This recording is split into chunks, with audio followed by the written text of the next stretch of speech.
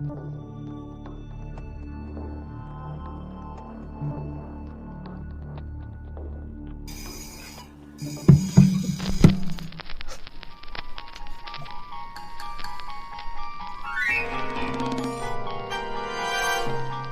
to a world of thrills, a world of drama, of capes and tights, a world where death is a revolving door. Welcome to the Geek Matrix.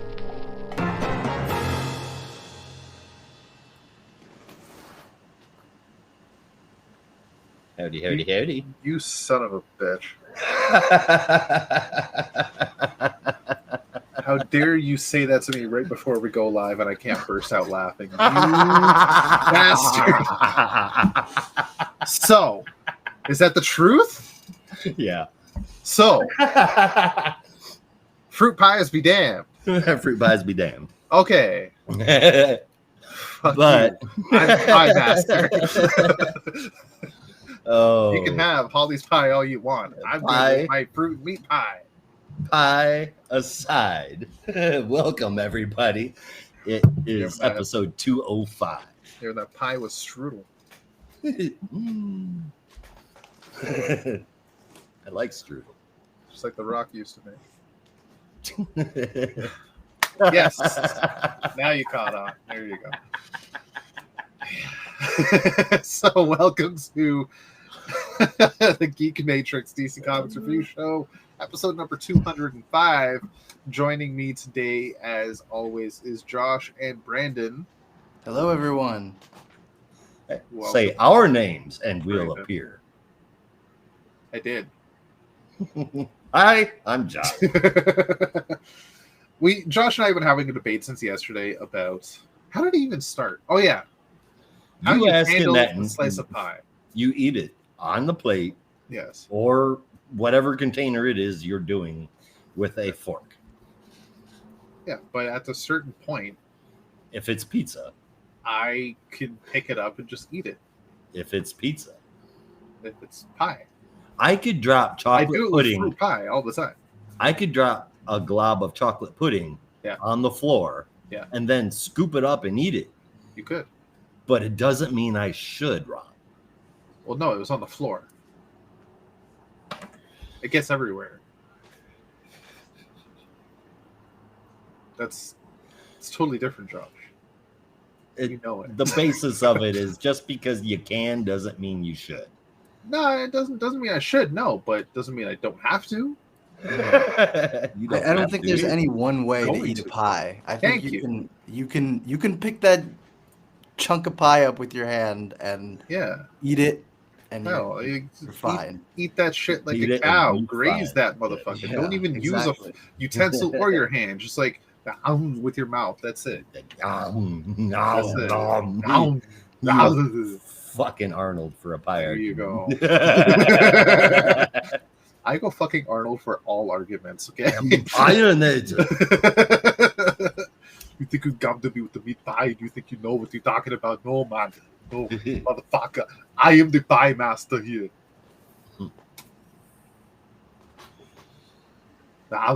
Yes. But not strudel. No, that's strictly for The Rock.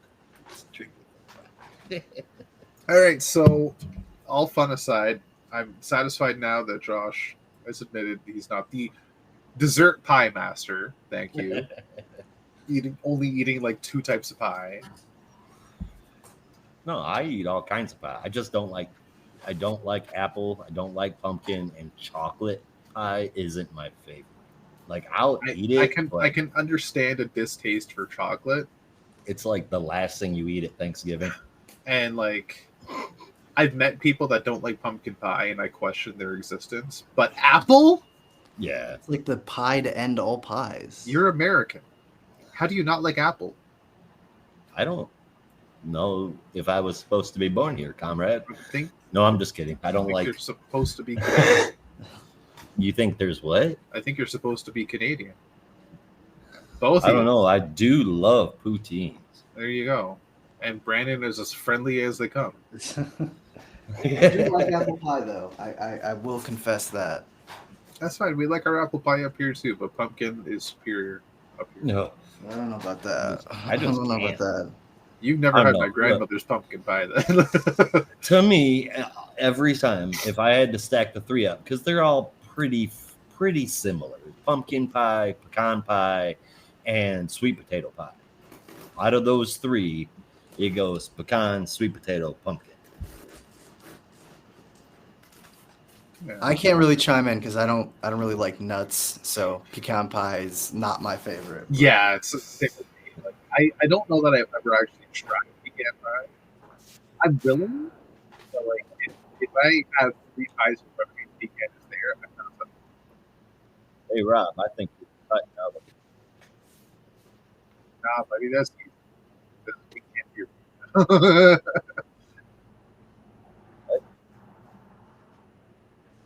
You got quiet. Brandon, can you hear me? Hello? Can you hear Rob? Okay, You are getting quieter. Yeah. Who? You. me? Yeah. You're better now. You're fine now. Okay. But Oh, that's getting really annoying. Okay, Brandon, was I fine on your end? I think you both were getting quieter. It was kind of weird. Oh. That's weird. all right. Well, seems to be resolved now. Anyway, It's a glitch in the matrix. Huh. the geek Matrix.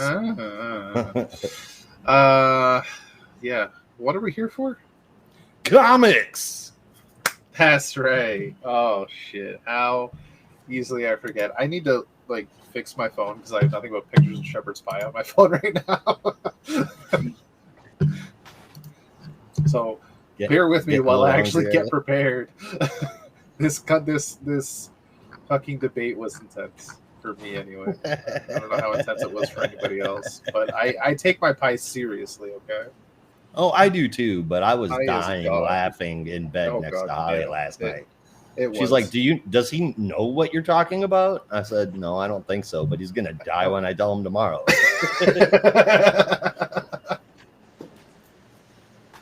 Also, this literally, if we're getting into news first, Of course. just came across my desk. Like literally. We know who is taking over Amazing Spider-Man. Jed McKay. No. Brian Michael Bendis. No. Please tell me it's Tom King. No.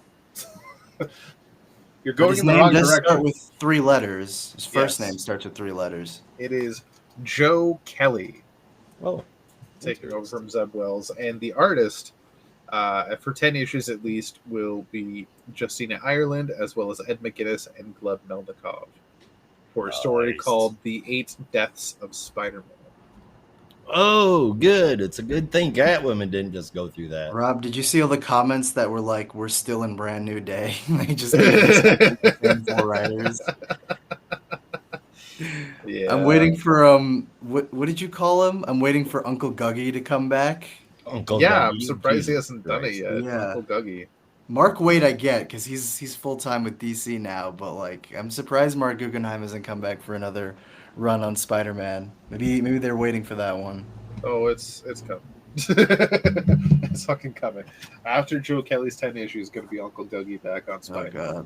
God. Guggenheim needs something to do now that they've taken away all of his TV shows. Well, he did just write a comic called Torrent at Image, which actually was pretty good, Oh, all things considered. I mean, I didn't love the ending, but I remember reading it. I was like, oh, it's not bad. It was a little, well, I don't know. It felt a little derivative of Punisher, but for the most part, it was pretty entertaining. Fair enough. I can't remember when I that imagine came out. It was like a couple months ago, I think. Like, as a comic book writer, he's decent. Like, Yeah, he's got not some the enjoyable worst. stuff. But as a showrunner, my God, did he push Arrow into the fucking toilet.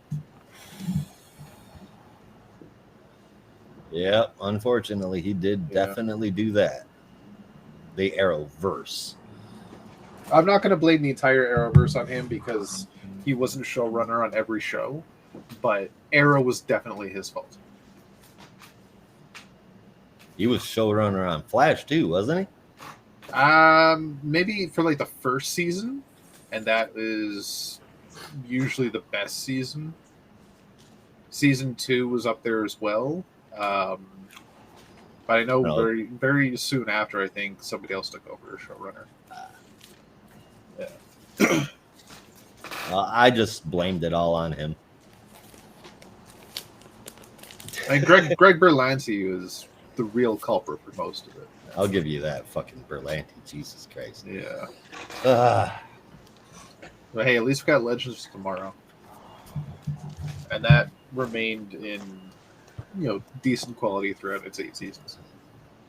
yeah, I'll say that didn't really change its formula too much. No. So It did have, like, rising and declining quality up and down, but none of it, I would say, is, like, as bad as the rest of it. none of it is unwatchable. None of it is terrible. It's all good. Just some is better than others. It's goofy hijinks, that's all. Exactly. But we're not here to talk about shit in the past. We're here to talk about shit in the present. With that being said, y'all got any other news? I'm trying to quit smoking, and they just made CBD all but illegal here. So I'm like using the fake marijuana to supplement it. And it's some of the grossest shit I've ever done. I'm on day 3 and I'm not doing well with it. I can imagine. But that's my news. Oh, Yeah, nothing to report on my end, at least nothing new. any comic news, guys? I picked up a book the other day, just on a whim, because I saw it at the bookstore. I thought, it's been a while since I read this. Maybe I'll give it another read through, because I really enjoyed it the first time around. Oh, hey! Brandon. Yeah, I know you'll like it. Yeah. Right. Vertigo. Yeah, that's what. I think this was the last Vertigo book, wasn't it? That and second last. Well, yeah, it was like a wave of books, and then they all kind of petered out, and then that was the end of it. But there was that. There was Goddess Mode. There was American Carnage, the Brian Edward Hill book that was really good that no one ever talked about. It was like a white national. Well, that's gonna sound bad, but it was like a mystery into this secret white nationalist group. And anyway, it was a really good book. That was like the last wave of Vertigo books in 2018 or something. Right on. Yeah, this is gonna be a fun read again. Yeah, no, I hope you enjoy it the second time around, or is this the third? This will be the second. Nice. This is not Kidney Bean Heads. This is maybe Riley Rosmo's best. Yeah. Well, it's like a lot of bizarre and exotic scenarios and really out there stuff. And it really works. It does, yeah. And also, it's just a really good story. I think that's kind of the highlight for me. It's just two very odd characters thrust into a weird sort of relationship, and it just works. I was having so much fun reading that book again because Antonio Luna he's such a terrible character. Oh god, yeah. Really entertaining. Yeah. Oh man, it makes me want to reread it again because I think it's the second issue or the third issue where they go to the funeral of like one of his old lovers, and he's telling this like crazy story about how important she was to his story, and her whole family is there, and they're like, "You mean to tell me, my grandmother who did all these incredible things is just some random character or some side character in your story, some random guy who she fucked?" And I was like, "Oh, that's when I knew I was like, absolutely for me." Yeah, that's a lot of fun. Yeah.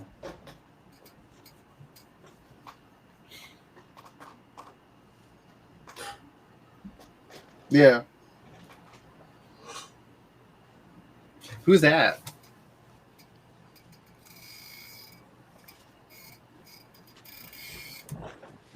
It's Lex. Yeah, it is. Wait, what the hell? Oh, Lex got thrown at me off my shelf the day before yesterday, and I can't figure out how to get his arm back on. So let me show you. That's been happening to my Parallax. Oh, that's the wrong one. I have 2 Parallax. That's been happening to my Parallax since I took him out of the package. That's horrible. Yeah, it stays in for the most part. It's just the glue that kind of holds it in, or maybe it's a peg. It just gave way. Does it not stay in at all? Nope. That sucks. Nope. Dude, I'm telling you. I mean, you know how far away. It's like my shelf is over an arm length away from me.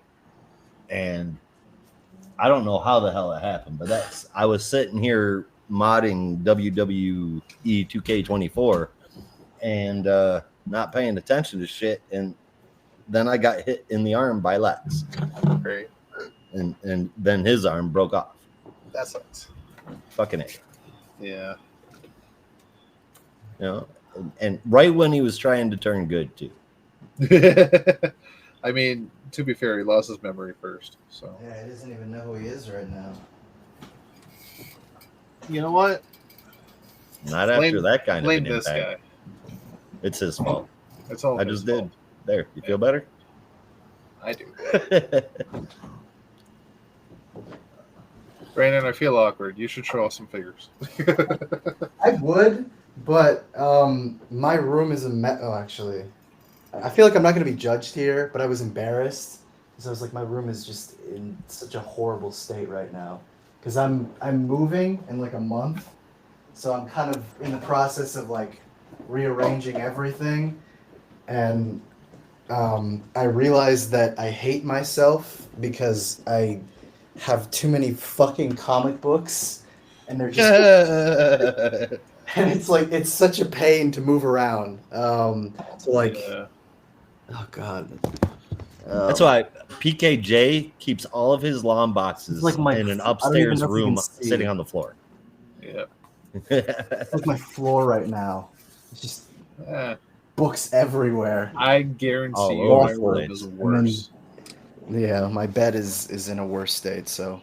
there Hey, you go. I dig the haircut, homie. Yeah, I was gonna say, I'm picking down a nice haircut. Yeah. So it's a little crazy right now. I would show off my figures, but actually, if you want to see what they look like right now, here you go. They look like they just went through a crisis. They're all like, Oh, they all poor guys. They all fell over, and I've got Nightwing on the floor right now. Looks like Tomar Ray is the culprit. Yeah. Yeah. Isn't And then he the other always, shelf though? where everyone fell over. All the Batman Inc. figures are just sprawled everywhere. Oh, jeez. It's kind of crazy. Also, Brandon, I don't know how much of a Flash purist you are, but I definitely recommend this figure, a Wally West. I've heard flack about that one, just because people were like, it's the same body as the other Flash, the Barry Allen Flash, and also the mask looks terrifying. Well, yeah, but it's also based on fucking the one from, like, the current one. Yeah. I don't God, think what's it the looks name of the terrible. artist? I I don't don't remember know. the name. I mean, I have Diodato? Yeah, Mike Diodato. It's based on Diodato. I have 2 versions of Wally, the one from the 90s and the one from the 2000s. So it would be nice to have the modern looking one, but Yeah.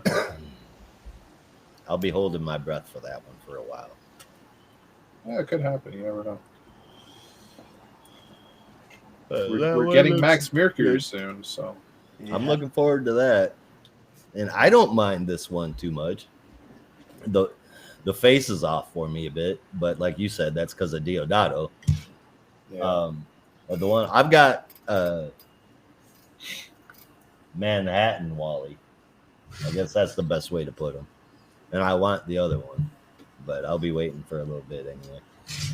I wish they could do a new version of the 90s suit with the white eyes, but I don't know. Maybe they want to hold off on that one. It's a shame. It would go so well with the Impulse and the Max Mercury.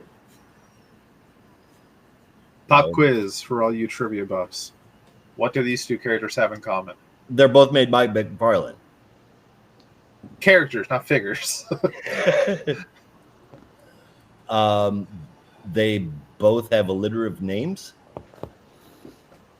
I mean, Wally West, that's Lex one Luthor. thing, but that's not what I'm going for. Okay. feel like Brandon might have the upper hand on this one because I think he does know the answer, but he's not thinking of it. I'm not thinking of it because even I'm confused. I also have my glasses off right now, so I couldn't see. Oh, yeah.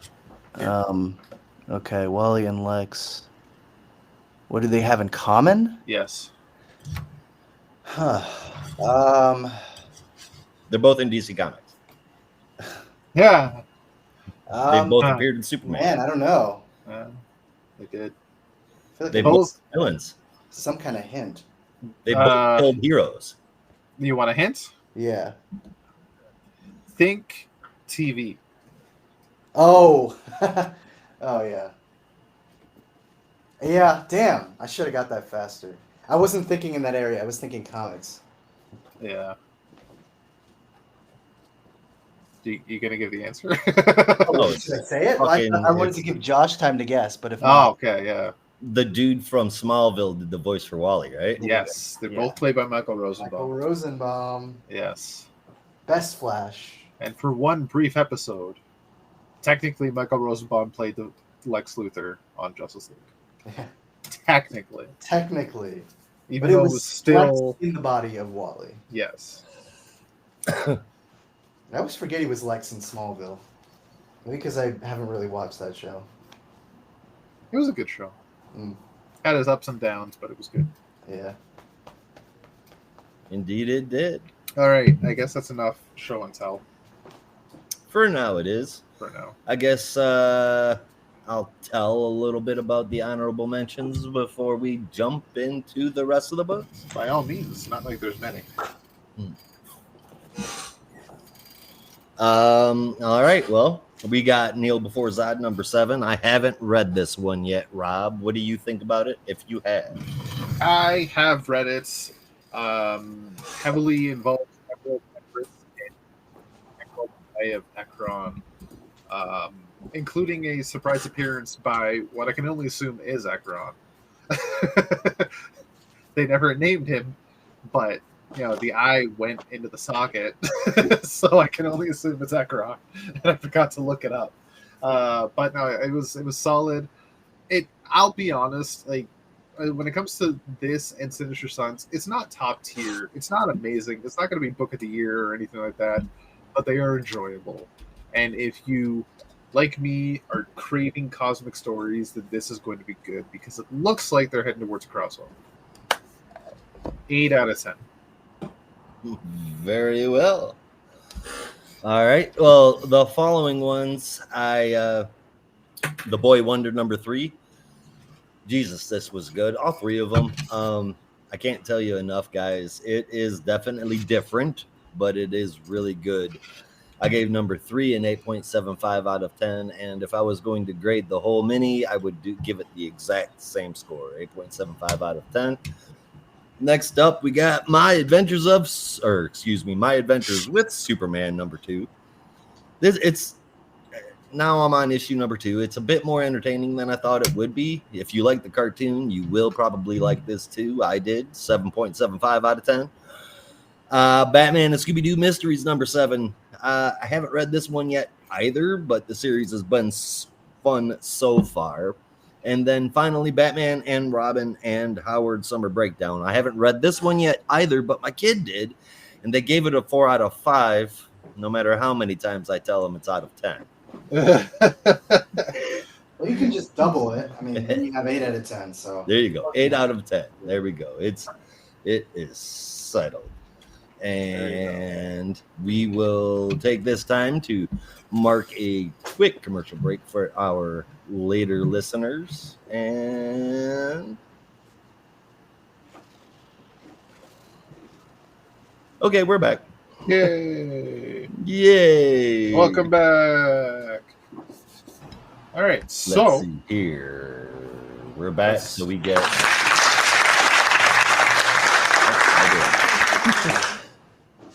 Let's I guess just go ahead and jump right into the books, huh? Let's do it. Yeah. Shazam number 13, written by Josie Campbell. Now, I know I had this done right once. There we go.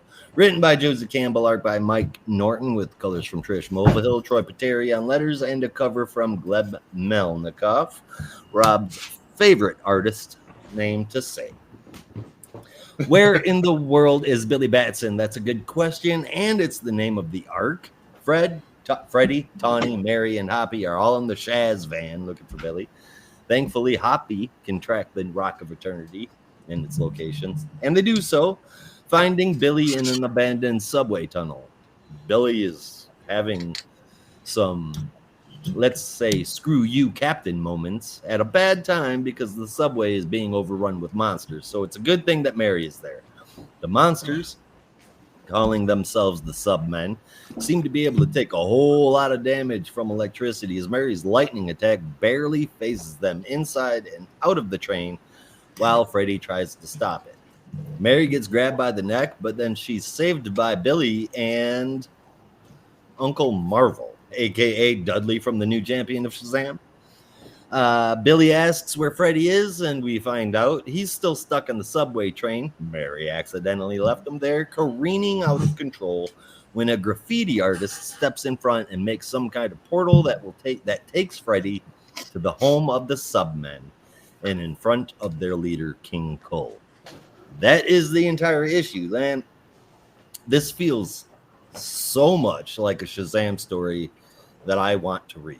Yeah, I don't want to gloss over the art. I really enjoyed Norton here. His style is great for this book. And of course, I mean, Trish Mulvihill just never messes up. The story is fun to read. It's engaging. It's easy to get down. There's no what the fuck moments.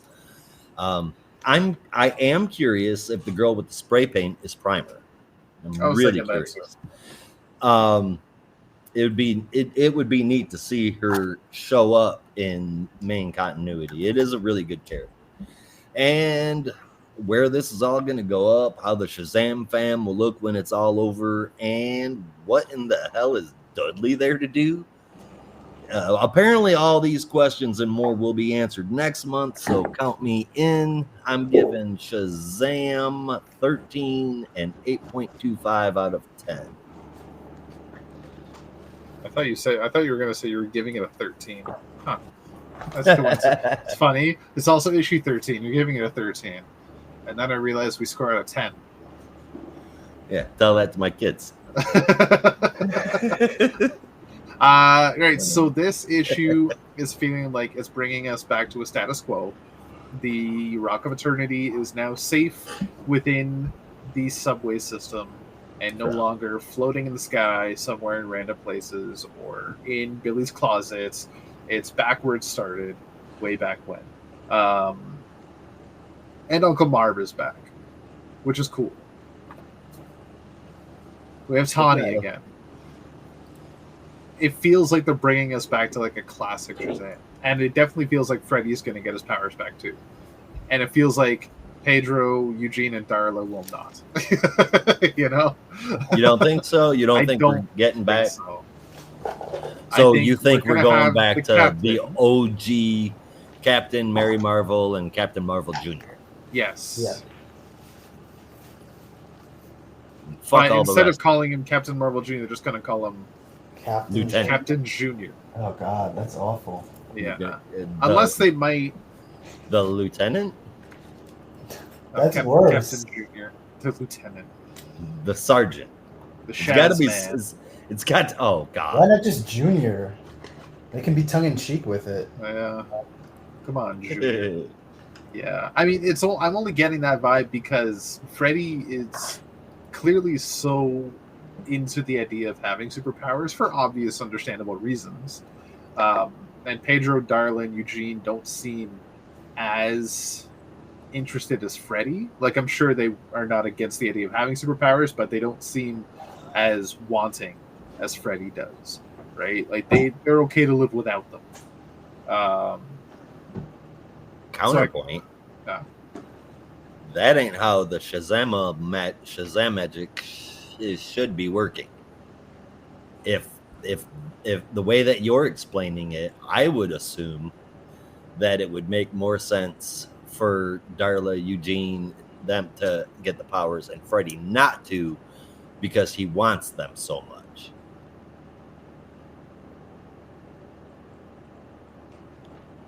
I could be totally wrong. But how? Is that like a magic thing I'm not aware of? Well, I mean, it's the whole Rock of Eternity. You get the powers because you're ultimately pure of heart kind of thing. I mean, for the original champion, yes, but isn't Billy the one who chooses how to share them, or who to share them with? He's just having, I mean, typically, issues. Yeah, that is how it works. There's so much up in the air right now with what's going to happen with the Shazam Elite. Oh God, I just said it. The Shazam fam. Shazam Elite is so much easier. It's a nicer doesn't mean word. It's any good. It's a good word. It's an excellent word. If you say so. But I mean, I really feel like everything is kind of up in the air. But the idea of getting back to the original trio, if you will, that's pretty fucking appealing to me. I'm digging that. Yeah. Not to say that I don't think Pedro, Freddy, and Eugene don't have a place in the book. I'm not saying that at all. I definitely want them to be continuing characters. Just it feels like this book is bringing us back to like a Silver Age status quo for the Shazam League, if you will. I'd be okay with that if it was done right. How it seems so far. With the placement of the Rock of Eternity, Tawny Tiger's around. They got Uncle Marv back. Like it definitely feels that way. Like pieces are being placed in a very specific way that definitely feels that way. This issue though was very fun, very simple. It was a very magical adventure, and that's exactly what I expect out of a Shazam book. Art backing it up was excellent. It's getting an 8.5 out of 10. Fair enough. Well, I did not get a chance to read this one, but it sounds like there are things that I would enjoy, so I'm looking forward to getting a chance to check it out. I think so. Yeah, I don't think you're wrong there, Brandon. I think that this Shazam book is going to be right up your alley. Yeah. Yep. You know what I really feel like? I really feel like... Okay, this is going to sound silly, but I feel like Josie Campbell is writing Shazam like Jeff Johns would if he had 6 months to sit down and pace it all out and just write Shazam. It feels that kind of classic-ish Shazam. Now, the kind of story that I think that if Jeff Johns tried to take us back to classic Shazam, that this is what it would feel like. And classic Shazam, not modern Shazam. Well, yeah. Because if it was modern Shazam written by Jeff Johns, it would be Uncle totally Dudley different. probably would have been like an axe-wielding murderer. And yeah, I forgot you weren't too big of a fan of what he did. Not the reboot, anyway. I can't speak for the 2019 book. Oh, really? You got to go read it, dude. Yeah, the 2019 one was actually pretty decent. It was really good. Yeah, And to be honest with you, when I think of Jeff Johns writing Shazam, that's what I think of. I can't remember if that was 2018 or 2019, but I think that was around the time I kind of wasn't really reading DC because of all the Marvel stuff at the time. Fair enough. Poor choices, but hey, we all make mistakes. It was House of X. There was nothing better than that. Yeah. House of X, Powers of... It was House of X and Powers of 10, right? Yes. Okay. Well, I never read that right until y'all started talking about that shit in chat. Man, that was... What a time that was. Nathan and I can swap stories. It was like... It's like nothing else I've seen. Just in terms of how it set the internet ablaze. Yeah. Jonathan Hickman has that ability. Yeah. Yeah. Indeed. That was, I think, just uniquely special because it was like the X-Men were at their, well, I mean, I don't know if it's their lowest point considering their long history, but definitely one of their low points. And the book just revitalized people's interest like nothing else. Yeah. Simpler times. Simpler times. Now imagine if he took on a DC book. There were rumors of that for a long time, and they never came to pass. And he pretty much confirmed them. He was like, I've said it a couple times, but I forget who reached out to him. Someone from DC called him up, and they were like, "Hey, we want you to, come over and write some stuff." And then Bendis left. There was a huge vacuum. Dan Buckley called, and he was like, "We need you back." So he pitched a couple of books, and here we are. Yeah. 5 years later. Still nothing. Yeah. Right. So what ultimately our listeners have learned from that is we could have had Hickman, but instead we got Bendis. Well, Bendis left Marvel, and they freaked. They were like, no, because, I mean, despite what people may think, he was a very popular writer and still consistently was a seller. So that alone was enough for them to be like, oh, shit, if we don't have one of our biggest names, what are we going to do? Yeah. I mean, that's a fair enough concern. I still remember the day I found out the news that Bendis was going to DC exclusive. That was a fucking day. Crazy, yeah. It was a crazy day. There's all this And speculation. you were excited, right? What was he? No, I actually wasn't. Well, everyone was like cautiously optimistic at the time because there was speculation as to what he was going to write, and so a lot of people were jockeying for. I remember the top ones were Detective and Green Arrow, which did kind of end up happening in a way. Yeah. But yeah, ultimately we ended up with what we got. Yeah. And let me tell you, as far as I'm concerned, there was no justice in that. One thing I took from that is we live in a society. With no justice if we got Bendis instead of Hickman. Yeah. And it all took place in America. It sure did. Yeah. If that wasn't a clue, it's Justice Society of America number 10. This is brought to us coincidentally by Jeff Johns. I thought we were going into that when we started talking about Jeff Johns, but then we just went on a tangent. Oh, no. I just thinking about Shazam, man. Yeah, fair enough. With art from Mikel Yanin and Marco Santucci, Jordi Belair, Ivan Placencia, and John Calise on colors, with letters from Rob Lee, and the pretty cool cover you see in front of you, also from Mikel Yanin. Very Brady Bunch style cover, I must say. It's very, very cool. It is. I like it. It's super wicked. I really like it.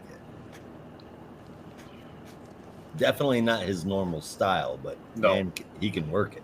Oh God, can he ever?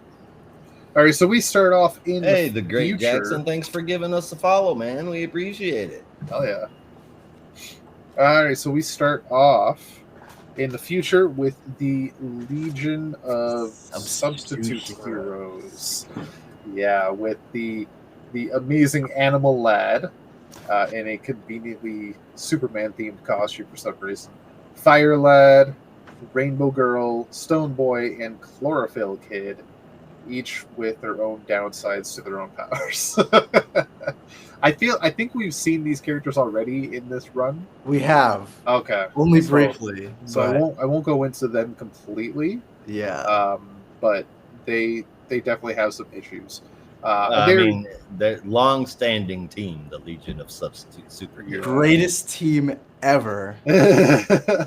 Stone Boy is literally immobilized. Yeah. How great is he? It actually is pretty great. If you read Superman and the Legion of Superheroes, the arc where they kind of make their return in Action Comics. Yeah.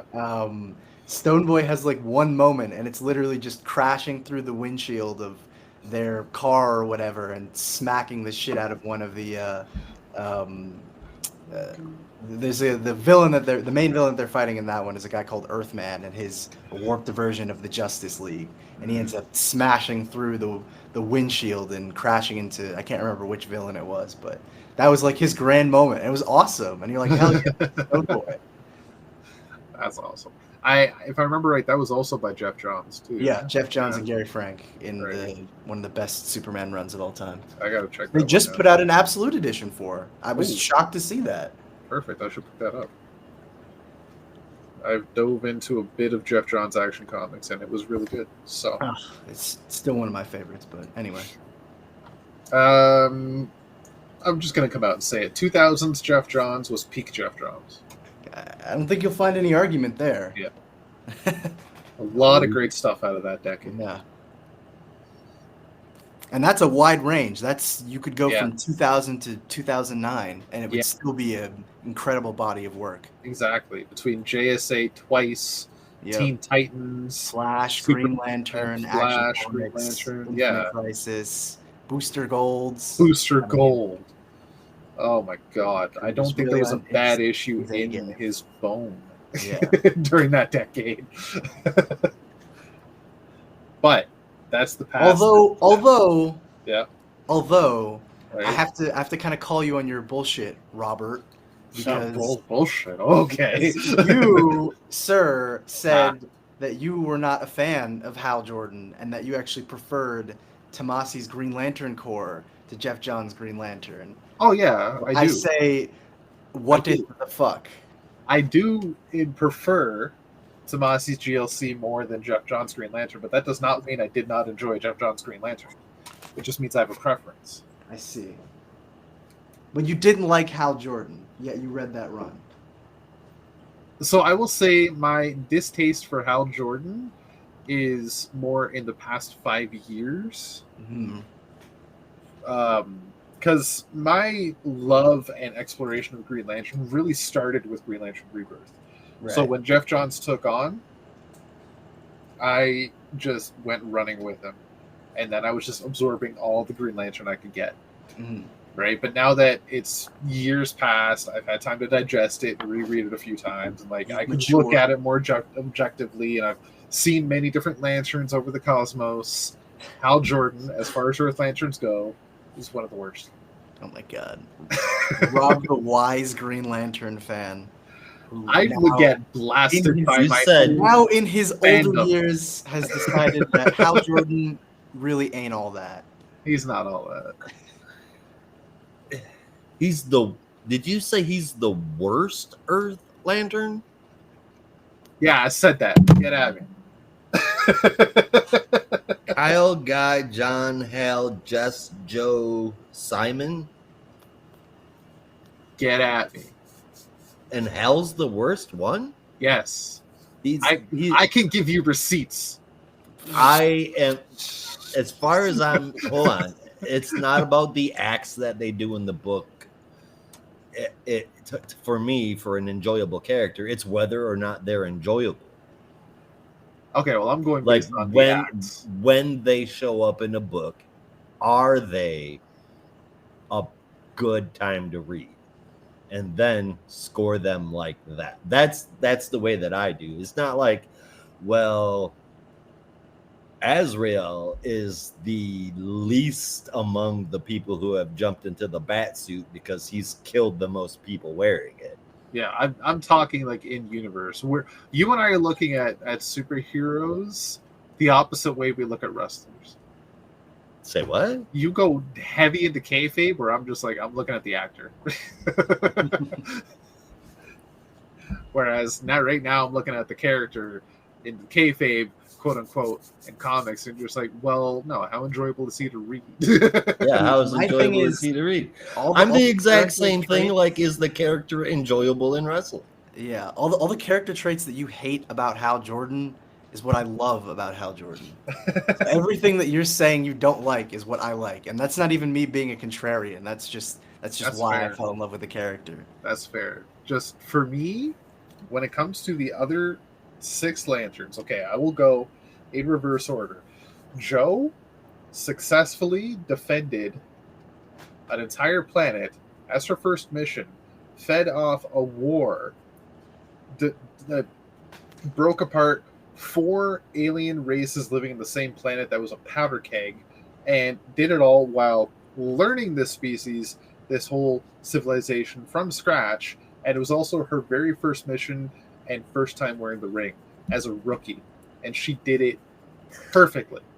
Right. She's a badass Green Lantern. Boring. She's a badass Green Lantern. Boring. Boring. Oh, hey. Boring. I'm Far kidding. Sector I like was Joe, but I not also a boring I don't book. know. I like characters that are a little How reckless and crazy. dare I you, guess sir. I'm with Josh on this one. Like actions, yes, they can be foul, and Lord knows Hal has a litany of bad actions. But Oh, good God. I don't know. It's kind of fun watching the reckless Flyboy get into his shenanigans. That was what made the Green Lantern so entertaining for me, at least at the time, was seeing Morrison lean into his kind Oh, of yeah. space tomcat sensibilities and just Yeah.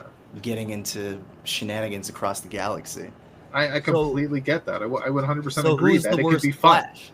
But it doesn't mean he's a good Green Lantern because of that. Well, I would have to disagree, but you know, Who's the worst he Flash? does not have any excess abilities. Simon can bring people back from the dead. does having excess abilities make one an exceptional Green Lantern? Does that It make means Kilowog that not they an exceptional they Green can Lantern? bring out more in the ring. Kilowog has a That status just as means the they're a core show off. trainer. Kilowog has a status already. Kilowog doesn't. He's already better than Hal. Hold on. But he Hold doesn't on. have any flashy techniques. That's like, okay, I'm gonna give you a music. But he has the analogy. status. He trains No flashy every tech. single For me, lantern in the I'm core. gonna put it in a music analogy. For me, a more impressive musician is not someone who's super showy and has a bunch of tricks, but someone who plays exactly what is required for the song impeccably and does it with flair and finesse. And Hal Jordan is exactly that. Yeah, Although fitting in and without adding as to, much finesse. not solo. Yeah. But my question, Rob, the is worst Flash. who's the worst Flash? I Who's the can't best Flash? say there is one, but Who's I the mean, best Flash? Probably Who's your Bart favorite Flash? Allen. Barry. If Your we're favorite talking is Barry? people who have worn Oh. the mantle of the Flash, it would probably be Bart Allen. But I mean, okay, yeah, I could say that. Bart, yeah. that's Pretty much more a the product worst. of DC publishing. It wasn't really. He didn't really have time to grow. Right. Yeah. So, which Flash has done the worst acts? Barry. Because Barry, how many people has Barry slaughtered? He did kill Professor Zoom. Professor, Yeah. he killed a Like bad a couple guy. times. One Yeah. bad guy Well, just the once, wiped but- out a whole shit ton of heroes. And we didn't do it on purpose. Yeah. Well, I mean, kinda. Kind of, yeah. That was the whole trial of Barry Allen thing, where they were trying to prove whether or not Barry had the intent to kill, and he kind of admitted. He was like, "Yeah, I was trying to snap his neck. Sorry." Yeah. Yeah. Oops. Not really. Oops. Like I did want to kill him because he was trying to kill my fiance. Yeah. And Oh, sorry about that. Wally just had like secondhand death. Secondhand death. There's no such thing as safe Anyway. secondhand death. I know at this point he's been absolved of guilt, but it probably would be Barry just because of his association with the Flashpoint, which, regardless of if it actually changed the timeline or not, was just an incredibly selfish thing to do. Yeah. Plus, even though he is a mentor to like every Flash that came after him, he's also quite the arrogant sod as a teacher. Well, with sidekicks that were not Wally, yes. With Wally, it's like, yeah, it's fine. Barry was my hero, and we had a great time together, and we'd get ice creams after we, defeated Captain Cold or whatever. But with everyone else, it's like, oh yeah, you're my sidekick. What's your name again? Yeah. Step in line, Ashley, or aim me out, whatever. You in the program. It's not even just Wally. Yeah. Barry came back and had this whole Flash family in front of him. He was just ignoring Bart the whole time, who was Kid Flash at that time and totally needed a mentor since Wally was doing other things, and Barry was just like, lose my number. All right. I ain't got time for this shit. Like, here's $5 at the arcade. Yeah. Well, and then they were trying to do that bullshit thing where he's like, it's just, Bart, your presence intimidates me because you're from the future and it makes me uncomfortable. And I'm like, That is such a load. You've been to the future so many times. This should not be uncomfortable for you. You just didn't want to have to deal with that because you were depressed, which is valid, but still. Yeah. Anyway, yeah, worst Flash, probably Barry Allen. Yeah. Just like worst Green Lantern, Hal Jordan. False. Incorrect. Who decimated the Corps? That was a disease. That was a disease by Parallax. He's got a point. If you're gonna say that, Wally did, which is such a BS rec. Well, I mean, dude, it's kind of a nonsense. In retrospect, it kind of is, but like, you can't use that against Hal and for Wally. But even let's assume that they didn't retcon that. I think Hal kind of absolved himself later on. He brought the sun back.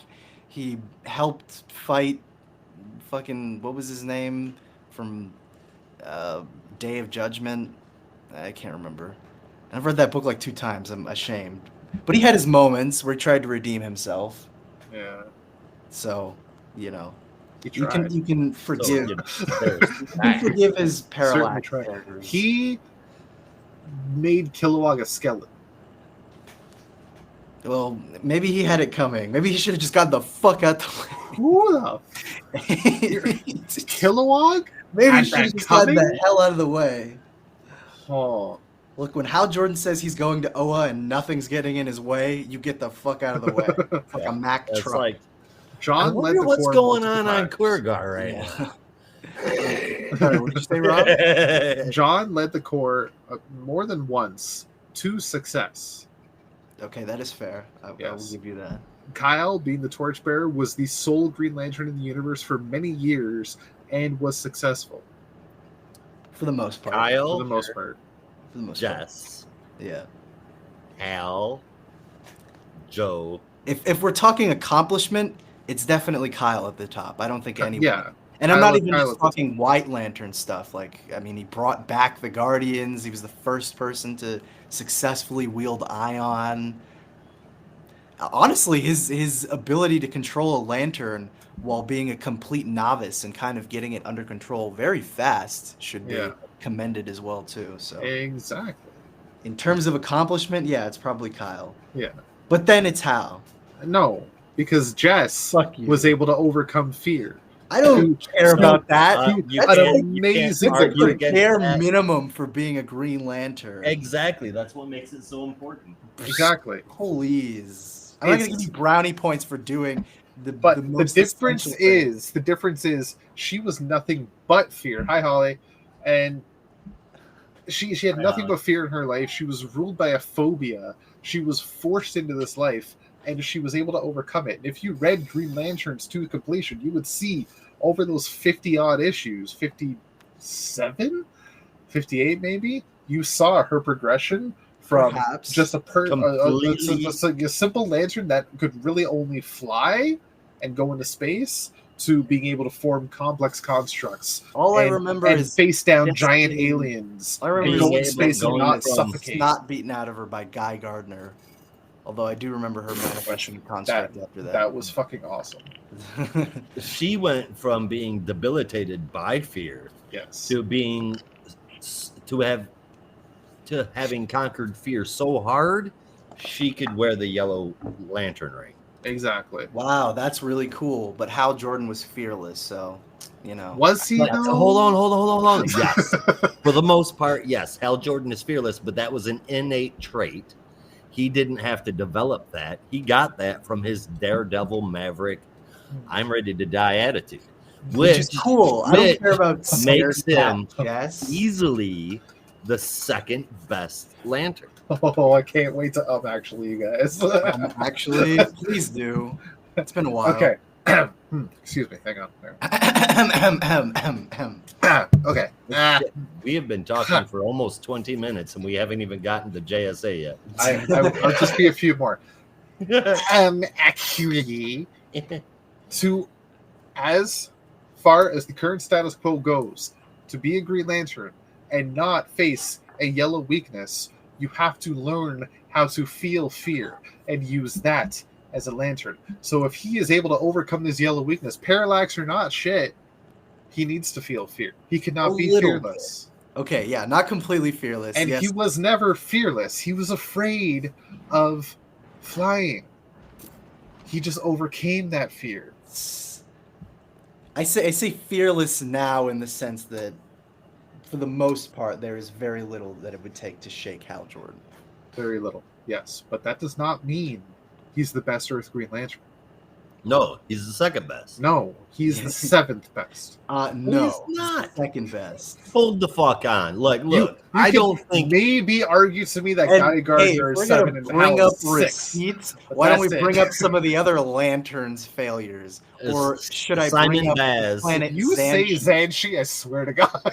Should I bring up the planet Xanshi? Which, yes, I know, as many people have commented, John atoned for that a very out-of-character moment for John. And I think Starlin said it was actually supposed to be Guy Gardner originally, which is why he's acting incredibly brash and, impulsive. But that's still on John's record, so I'm counting it. And he let his wife die. I'd like to see Hal suffer the same fate. Oh wait, no, he hasn't. Let his whole bloody city die. Well, he didn't. That's more Superman's fault. If Superman had kept Mongol in check, maybe that shit wouldn't have happened. Blame the other guy. That's the sign of a great hero, is blame your comrade who failed. Okay. Well, the sign of a great hero is being able to trust in your comrades, and clearly he was mistaken for putting his trust in Superman. Superman had just come back to life, did he not? Yeah, and he's Superman. He should have had that shit handled. And he's the greatest Green Lantern. He should have had that shit handled too. Second greatest Green Lantern. No, 7th greatest Green Lantern. No, second greatest Green Lantern. Second. And you know what? If we're gonna be facetious and shit, 8th, because Kilowog was on Earth too. Oh my God. We're forgetting. I was gonna say 8th, but because we're forgetting Alan Scott. But yeah, but he wasn't in the Corps.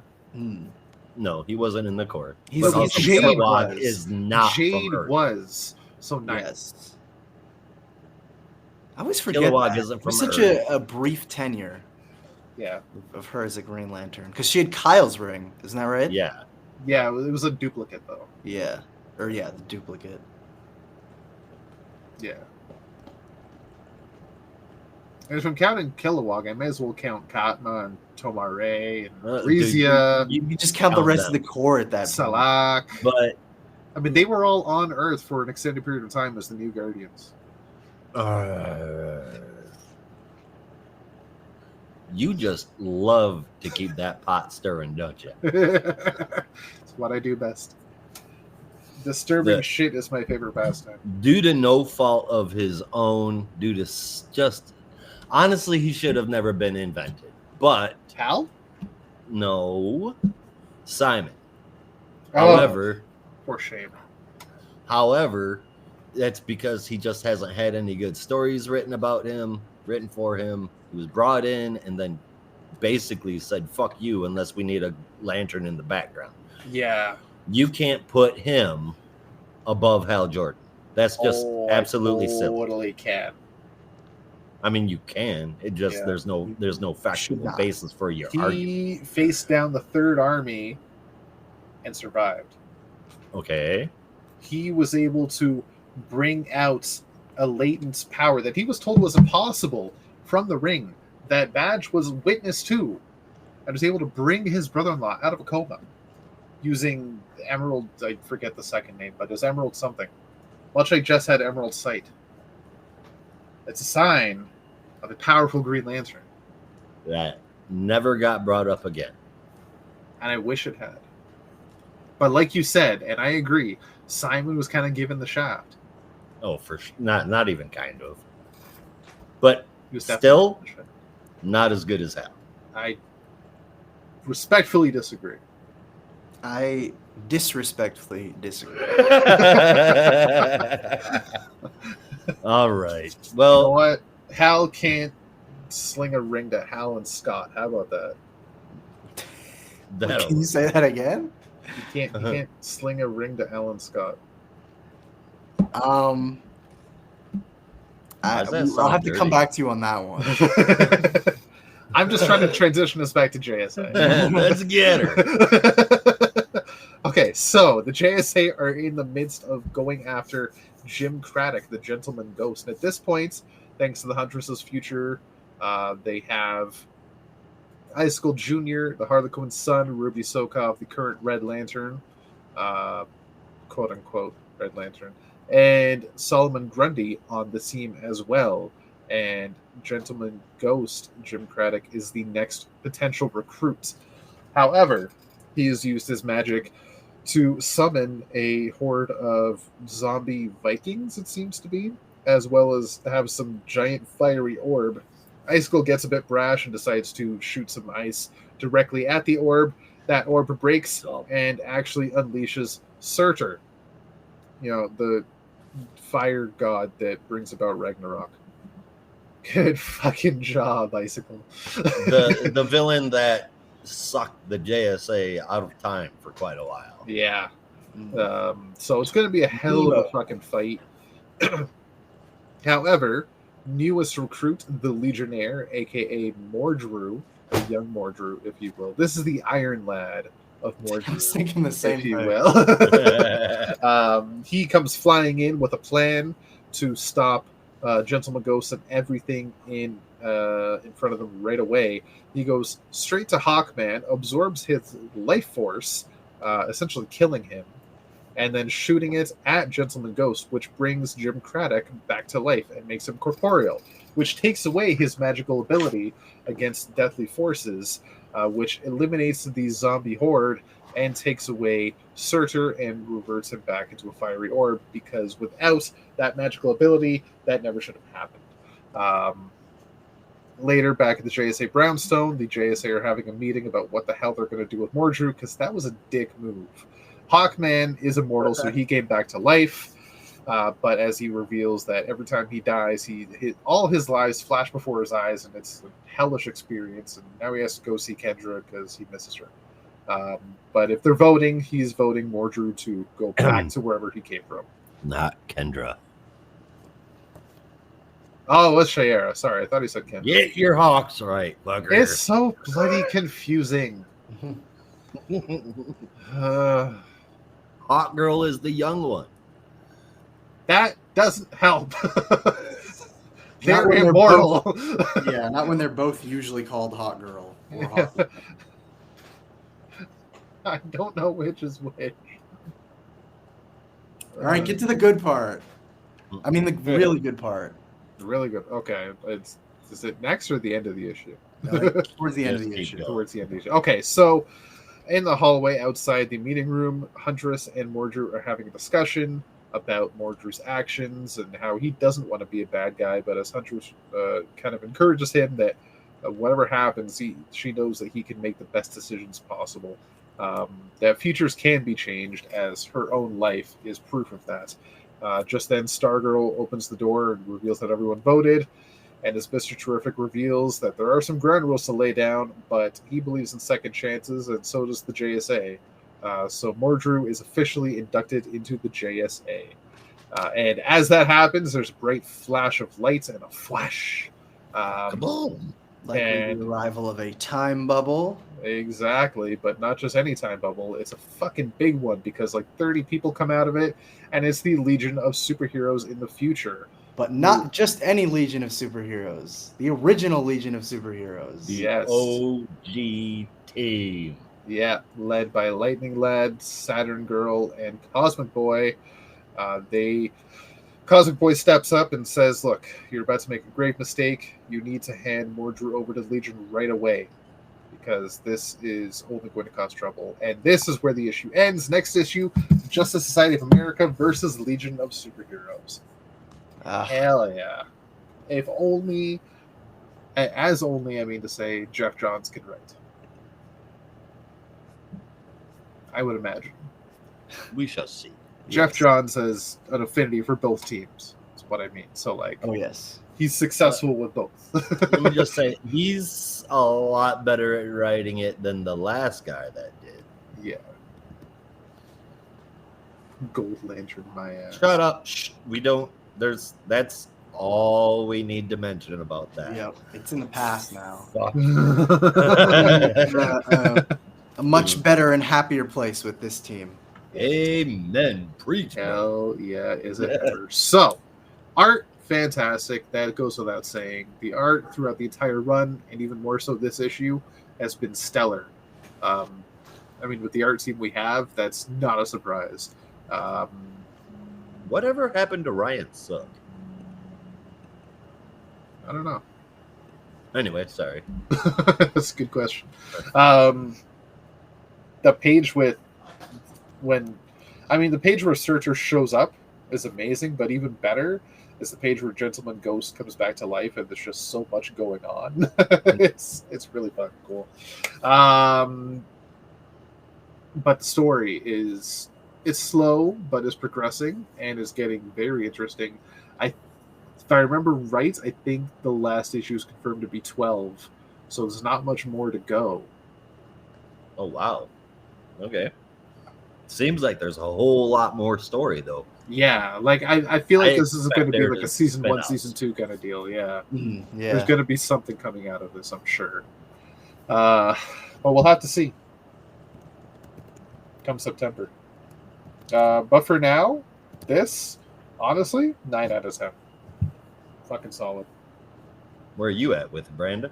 9 out of 10 for me. I was incredibly pleased with this issue, not entirely because the best version of the Legion of Superheroes showed up, and not just because they're the original, but because they're like Jeff Johns. I forget what like their title is. It's like the 5 years later version or something, but the version that he kind of reintroduced in Superman and the Legion of Superheroes, which I need to stop bringing up because I feel like I bring that up once every time I record. You just Getting want to annoying. read it. I just want to reread it, even though I've read it like 5 times. But that's the Legion that I fell in love with, and I love seeing them back. But also, it's just as Rob mentioned, a really interesting and great story. And it does kind of feel like there's so much here that kind of won't be completely wrapped up by 12 issues. So it does feel like if there's not something in the horizon, then the story will get picked up somewhere else. But for now, I'm just enjoying this story as it is. So I'm interested to see how it kind of wraps up in 2 issues.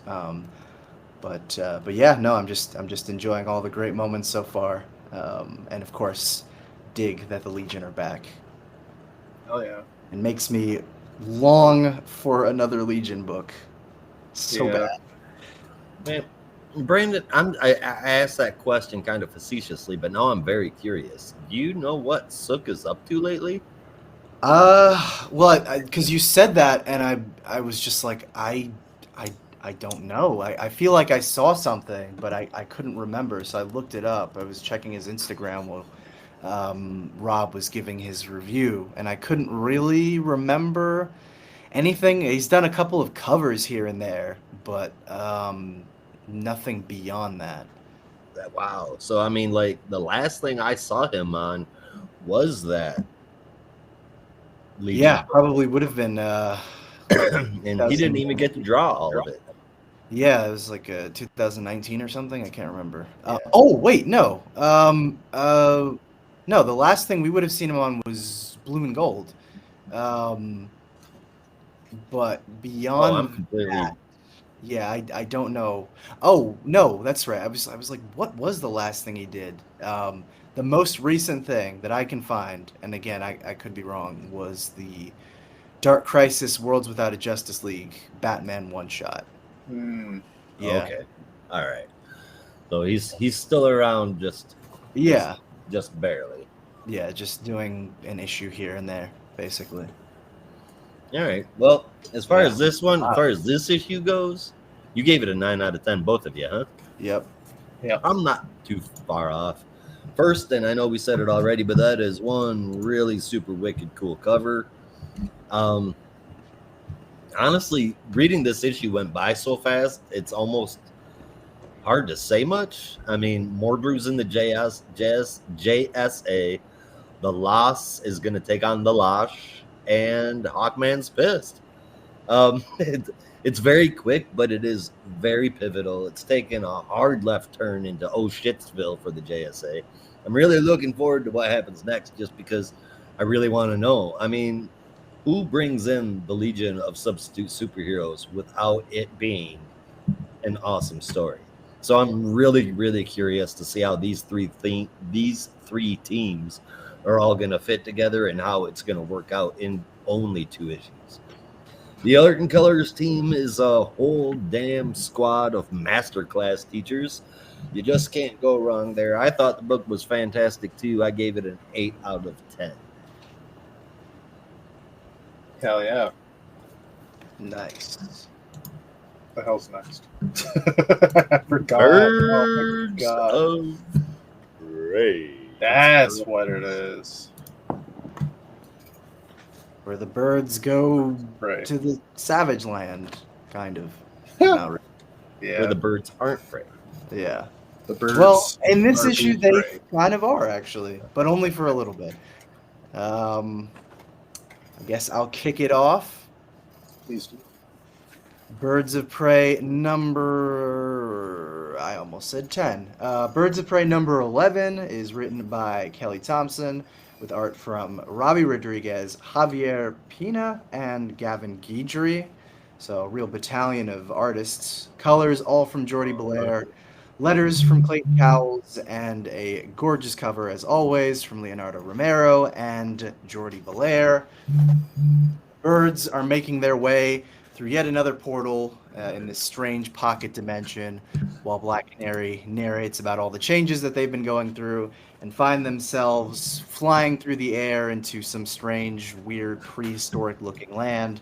And Dinah, throughout the whole thing, is kind of recounting how they've just been running from place to place, but now they really just have to kind of stand and fight without running away at the first sign of danger, which of course means that as soon as Dinah sees danger, her impulse is to tell everyone to run, which I thought was funny, considering Barda in the following scene is like, we're not going to run anymore, and Dinah very much is like, I know I just said we weren't going to run anymore, but oops. But This is too much, especially when you're facing down dinosaurs, which is what's charging after them right now. So they managed to escape narrowly, especially in Vixen's case, as she nearly gets her head chomped off by a dinosaur, but thanks to a timely save by Dinah, is able to escape in time. We get a lot of cool action sequences of the birds fighting off dinosaurs before they escape into a cave, and Barda seals them in with a giant stone. We cut over to Barbara, who still is missing and has not been able to join up with the birds yet.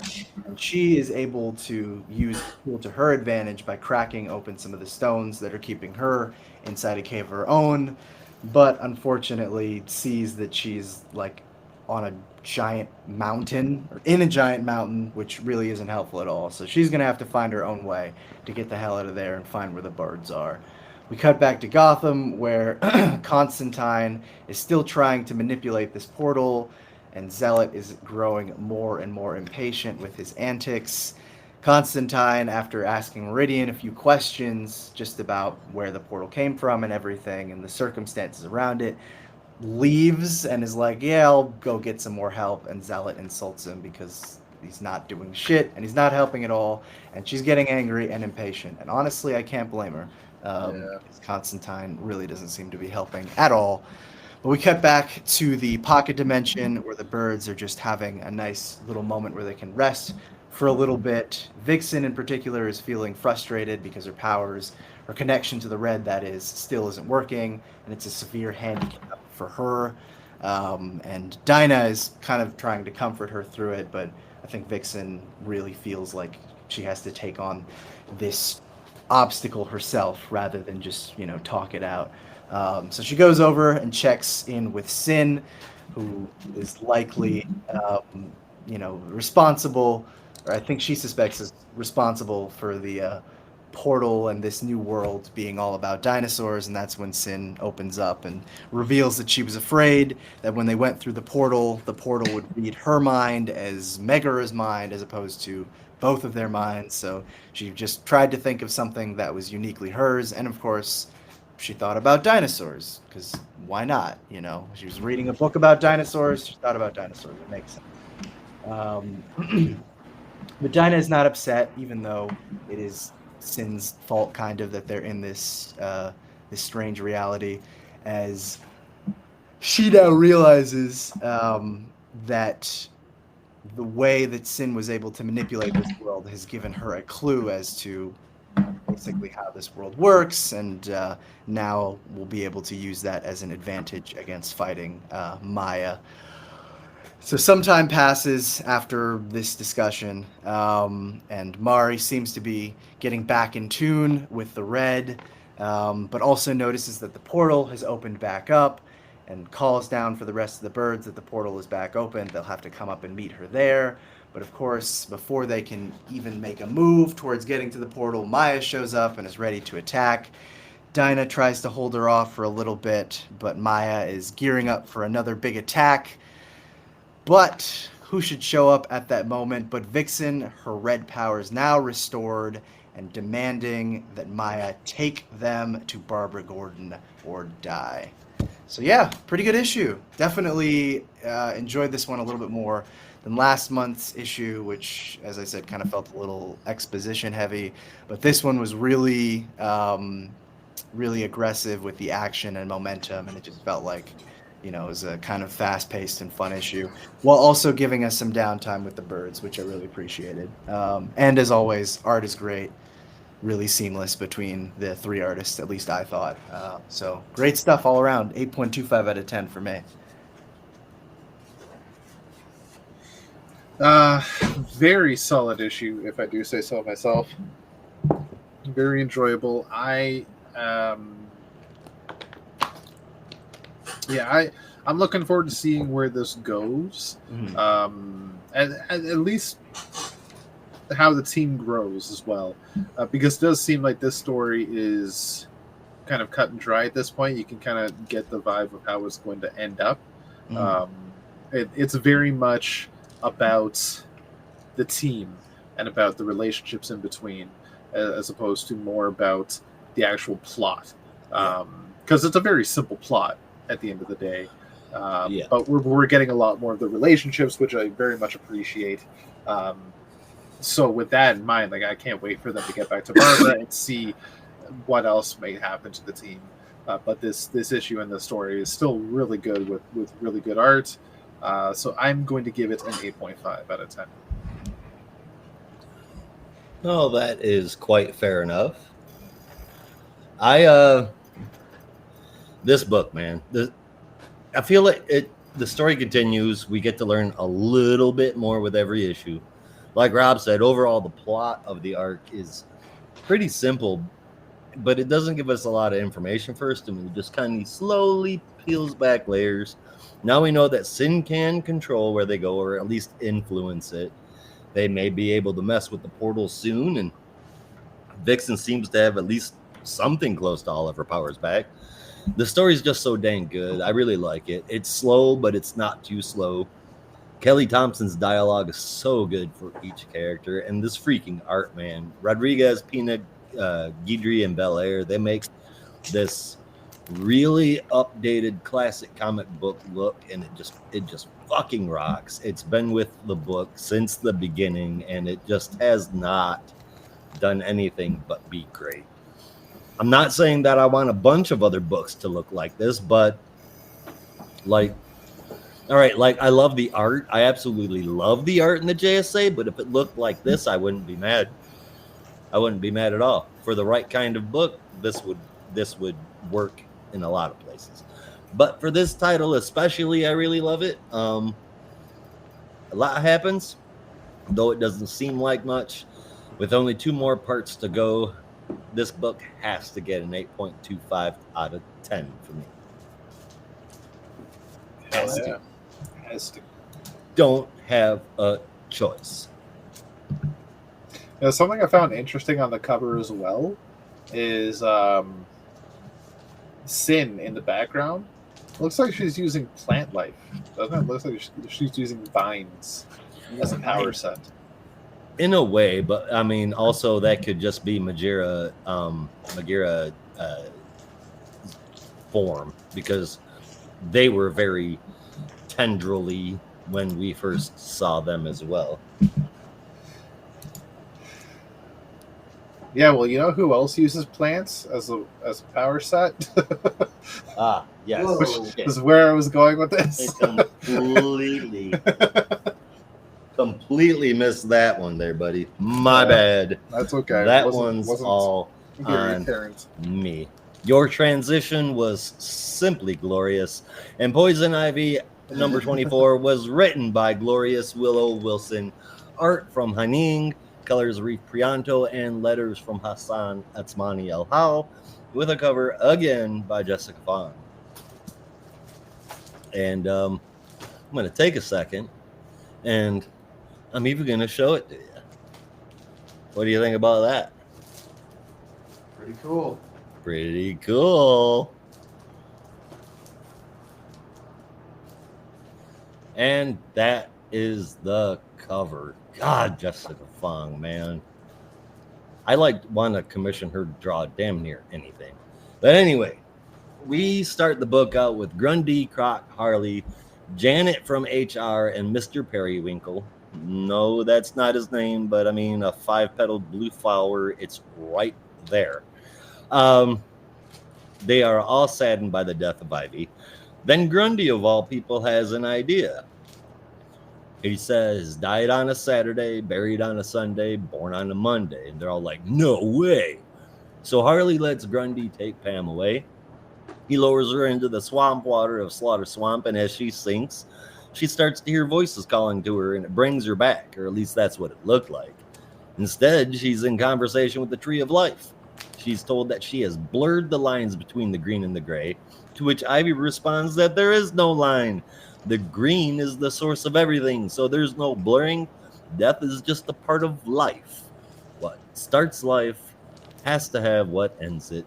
The Tree of Life says they want that to be kept secret in order to keep chaos reined in among the living, because the living need order and rules to live by and categories to fit in. Damn if that's not true. The Tree of Life says don't mix with the mushrooms again. Solomon has emerged from the swamp alone, but not for long. Ivy vines, start coming out of the water, and so does Ivy. Although she's bug-ass naked now for some reason, no one seems to give a shit except they can't stop staring at her. Harley and Ivy notice, so she grows some clothes back on. Man, that sure would save a lot of money for school. I wish my kids could grow clothes. Nice. Anyway, after Ivy reassures everyone that the infected, the Lamia, and Woodrue are all gone, Janet completely loses her shit and very loudly confesses that Pam and her hooked up when they were all tripping on mushrooms, and Harley and her kissed when Janet was rescued by Batman.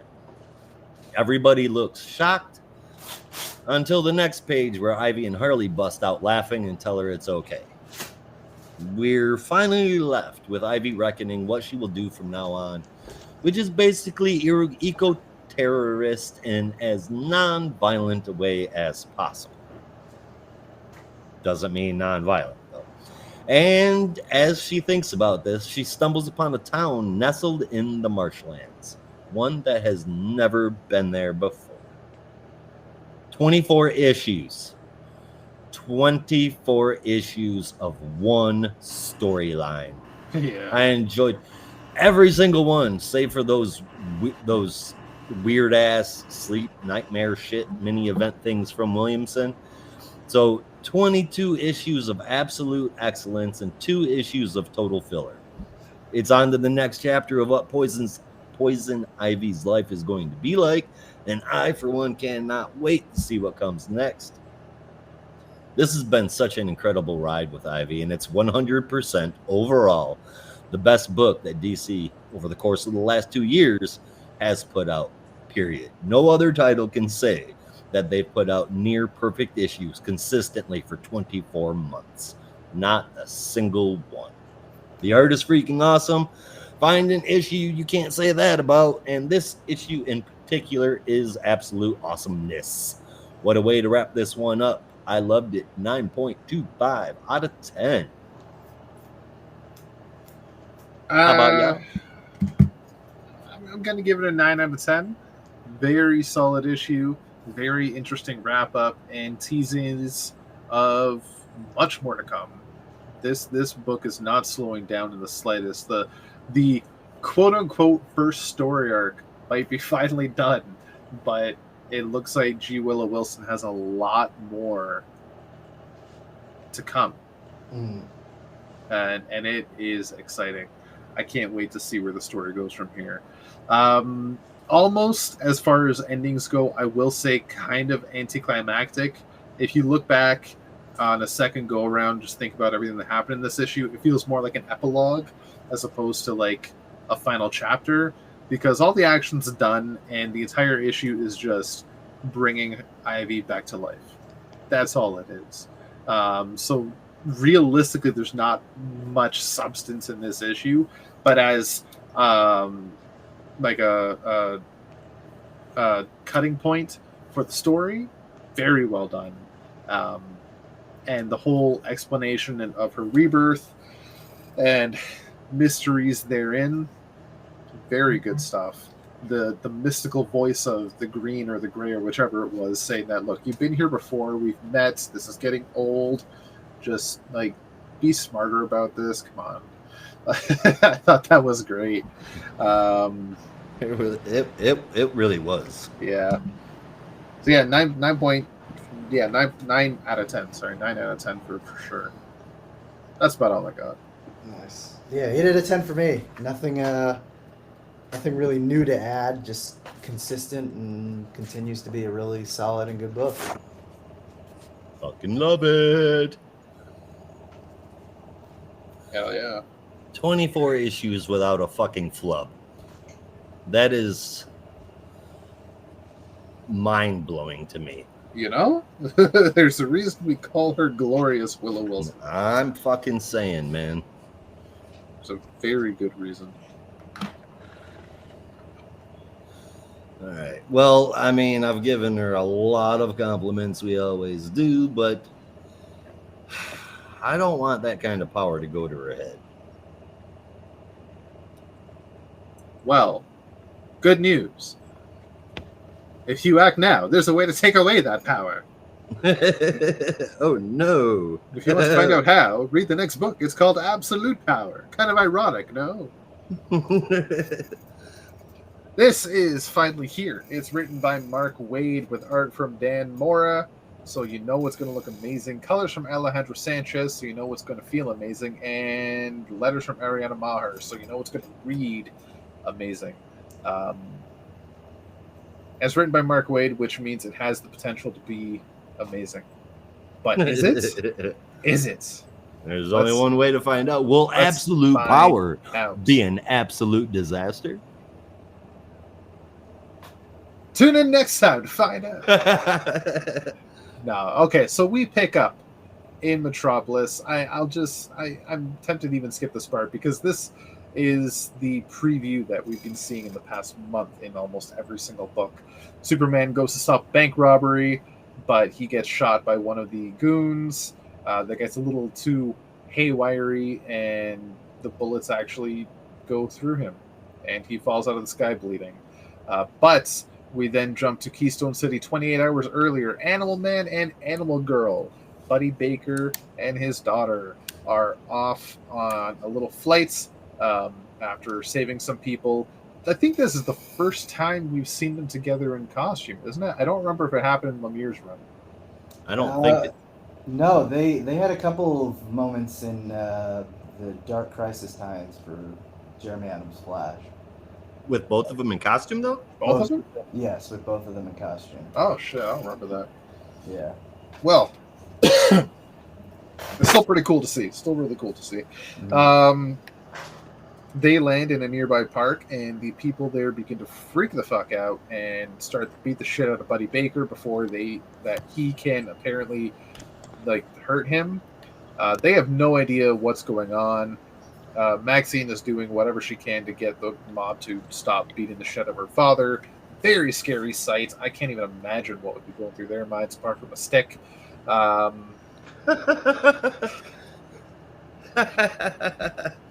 thought you'd like that. Beautiful.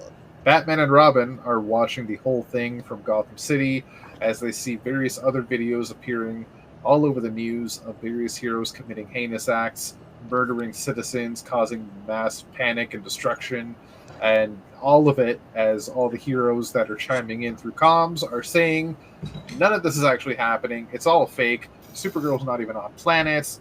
I was with that guy this time, and he wasn't there. Like they're suing on the video. Like this is all doctored. This is AI to the nth degree. Clark is in Metropolis at the time, in the Daily Planet with Lois Lane. Clark assures her that this is not actually happening. None of this is real, and she doubles down that since none of this is none of this is proven, none of this is facts. Yes, we are not running it, despite the fact that, as Jimmy Olsen reveals, that somebody in our network, outside the network, an outside agent has taken control of the servers and is now running the same bullshit. So now even the Daily Planet is being taken over and is running the same nonsense. But as you can tell, as we see through various text boxes, from Amanda Waller to the president, that this is all her doing. We now go to the Hall of Order, where she is briefing with Sarge Steele, who definitely has some issues with the way this is going about. But she does reveal the entire plan, that she has doctored this with the help of Failsafe and the Brainiac Queen to create mass panic and fear towards heroes, which will turn the public against them 100%. And it has worked wholeheartedly. Add on to the fact that now she's releasing her Amazos, which are now stealing the powers from all the various heroes. And this is where we end up at where we were at the beginning of the issue, where all the heroes are slowly getting their powers taken away. We then see Connor and John flying through the sky as they hear gunshots, and then John looks over and sees his father falling out of the sky. They go to catch him, but they are also caught by the Super Amazo, as various other heroes are being caught by other Amazos at the same time, and their powers are getting sucked away. One by one, slowly but surely, even magic users will no longer remember how to conjure magic, and the heroes systematically, almost instantly, are decimated. Batman and Robin are heading out to do whatever they can to help. Batman on comms, but then he hears a familiar voice of Green Arrow saying that there's nothing they can do, that they're on the wrong side of history. He's working with Waller. She has connection to these comms, and he knows that their time is up, that all of them should have been listening to him the entire time, and that they are coming for the heroes. They're coming to take me away. Yep. There's nowhere to run, nowhere to hide. Waller has all your secrets. It's game over. And your powers are never coming back. John is left being taken away by the Amazo android as he's left watching his father bleed out on the streets. It was a horrifying sight. Then in a brief little 2-page epilogue, we see some kind of robotic person come to life. A very robotic guy comes into frame, and then it zooms out on the last page, and it is John Kent as a robot. Whoa. Android 23. John Kent by the Red Ribbon Army. Oh God! Do we have to turn everything into Dragon Ball? Yes. Okay, just checking. As long as Dr. Fate's helmet counts as a hat, yes.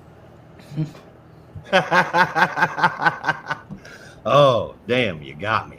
I got you. Okay, so it's not bad. It's not bad. Absolute Power is not bad so far. I'm still not thrilled about it. I think it's a little over the top. I do not feel that, the entire public will just turn against heroes right away to the point that they're willing to beat the shit out of people. I feel like instead of doing mob rule on Buddy Baker, they would have just turned and run away as fast as they can, fleeing in mass panic, instead of getting the torches and pitchforks and bashing his head in. That seemed a little much. But so far it's not bad. I still hate Amanda Waller. I think she's a boring ass character right now. She's become very one-dimensional because she's been overused and just over and over and over again. The heroes suck because they have too much power and I must control it all. And then you have all the power. And now you're the enemy. And like she always has you are becoming the thing you've sworn to fight against. Like, what are you doing? No one person should have too much power. That's your whole credence. So when you take that power away and bring it to you, who has all the power? You. You are one person. So after all this is said and done, Failsafe has a crisis of conscience, kills Amanda Waller, and then himself. Well, I don't know if that's possible because the Failsafe program prevents him from killing somebody. He's been reprogrammed, though, hasn't he? I don't know if he was reprogrammed as opposed to just rewired to come back to life. Okay, I think that they're all, for lack of a better term, Bluetooth connected to the Brainiac Queen. Could be. I would imagine Failsafe is still running on his own system because a lot of the doctoring, like the doctoring was done by Brainiac Queen, but Failsafe was able to help bring the network to life. That's true. And he's also the one that these aren't all copies of Bruce. Or excuse me, these aren't all just blank slate robots. They're all copies of Bruce from different Zuranars from different worlds.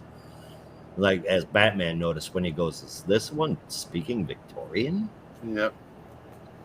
So that would be Gotham by Gaslight.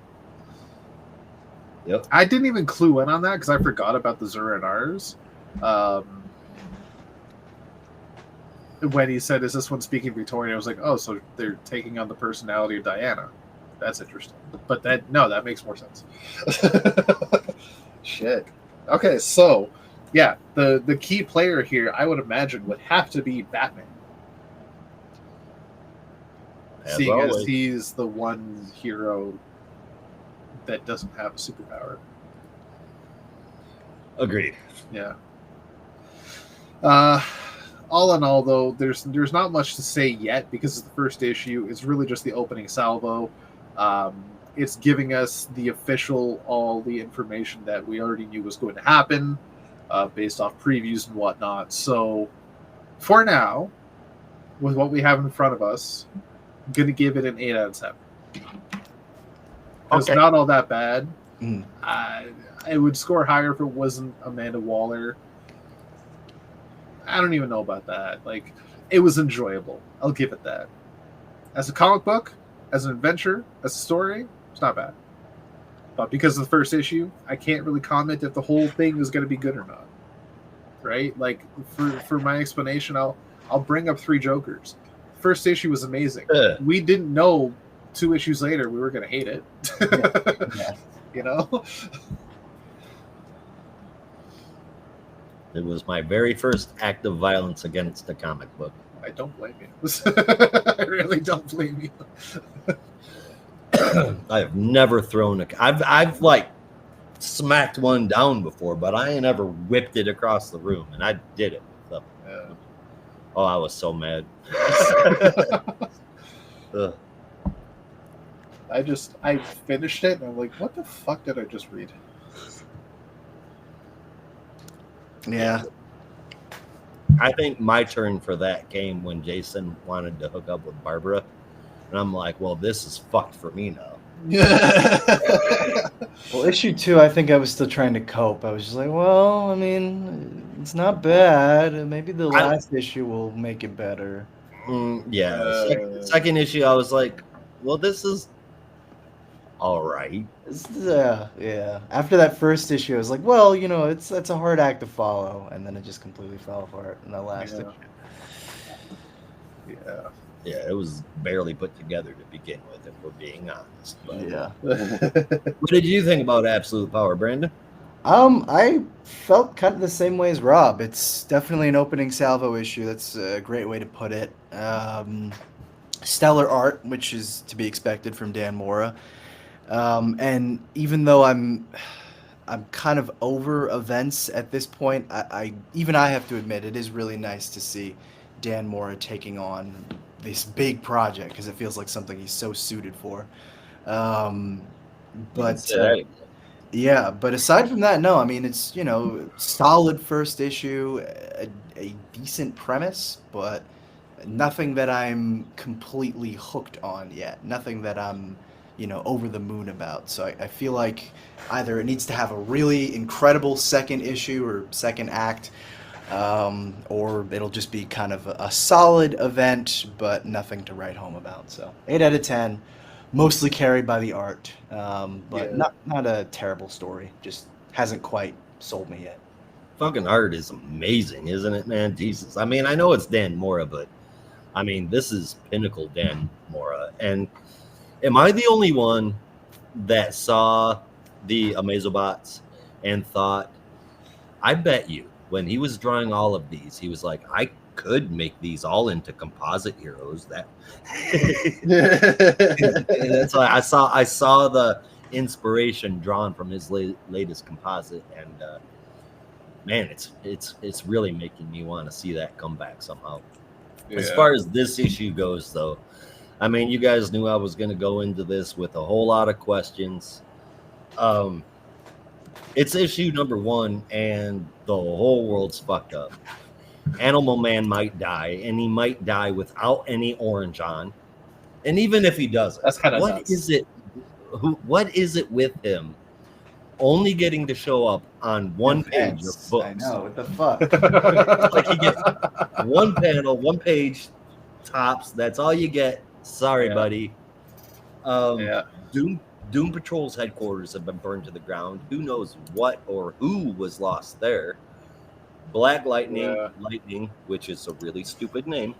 Black Lightning, Lightning, and Thunder are all in the hospital. Night Squire and the Global Guardians, they're out of commission. And if nobody knows who the Global Guardians are, they were the attempt to bring ethnic diversity to the Super Friends comic book. Looks like the Atom and maybe Our Man have met their demise in Green Arrow's hand. That's a lot of shit. The supers have all lost their powers. Clark gets shot in the chest and then crashes to the ground like 100 feet below. John gets heat visioned right into his chest, but lives to be dragged away yelling to Clark. And it ends with John strapped to a table with amnesia connected to a bunch of tubes like the Matrix in a perfect circle hole in the middle of his chest. I mean, stealing powers, okay, that was something we knew what was going to happen. It's Amazobots, we knew that. And it's definitely not the first time. So, cool. Let's roll with that. But how in the hell does that make magic users forget how to use magic? How does it seal the multiverse or the time stream? How does it close off the microverse? And then the book ultimately ends with a random panel of Aquaman looking angry. I mean, I wouldn't even call that random. That's just Aquaman on a good day. Yeah. I mean, it's just, hey, we haven't mentioned him here yet, so let's just throw that in real quick. Yeah. My question is, and I mean, all of this stuff, but I mean, his powers come from just being Atlantean, so he shouldn't be affected at all either, but he will be. I mean, his command of fish, I think, is his telepathic ability to talk to fish. Okay. Yeah. I could see that, I guess. That was a product of species mingling. Interspecies nonsense. Or maybe he's a metahuman. Possible. But regardless, shit has hit the fan, and it is certainly the prettiest looking shit hitting a fan that I have ever seen. Mora and Sanchez make themselves art gods in this issue, but as far as what is happening in the book, it's crammed in. It's too much for the number of pages. And so far, I'm not hooked on the story. Right now, it does have me very curious. It was an explosive opening issue. It does not mean that every issue after this will be the same. That gives me hope for it. Right now, I'm not super impressed with the kickoff to a huge summer event that's taken over a lot of books in DC. The score was a hard one for me to figure out. The art is gorgeous, and I don't hate the story. I got a lot of hope that it's going to get better. We'll have to see where this one goes. So I'll give it a 7 out of 10. Fair enough. And again, it's not really taking over any books. Mm-hmm.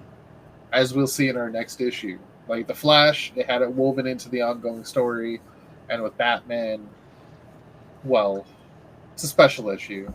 The backup is more of the tie-in, but you'll see what I mean. Any other book that has the tie-in is really just going to be woven into the ongoing story.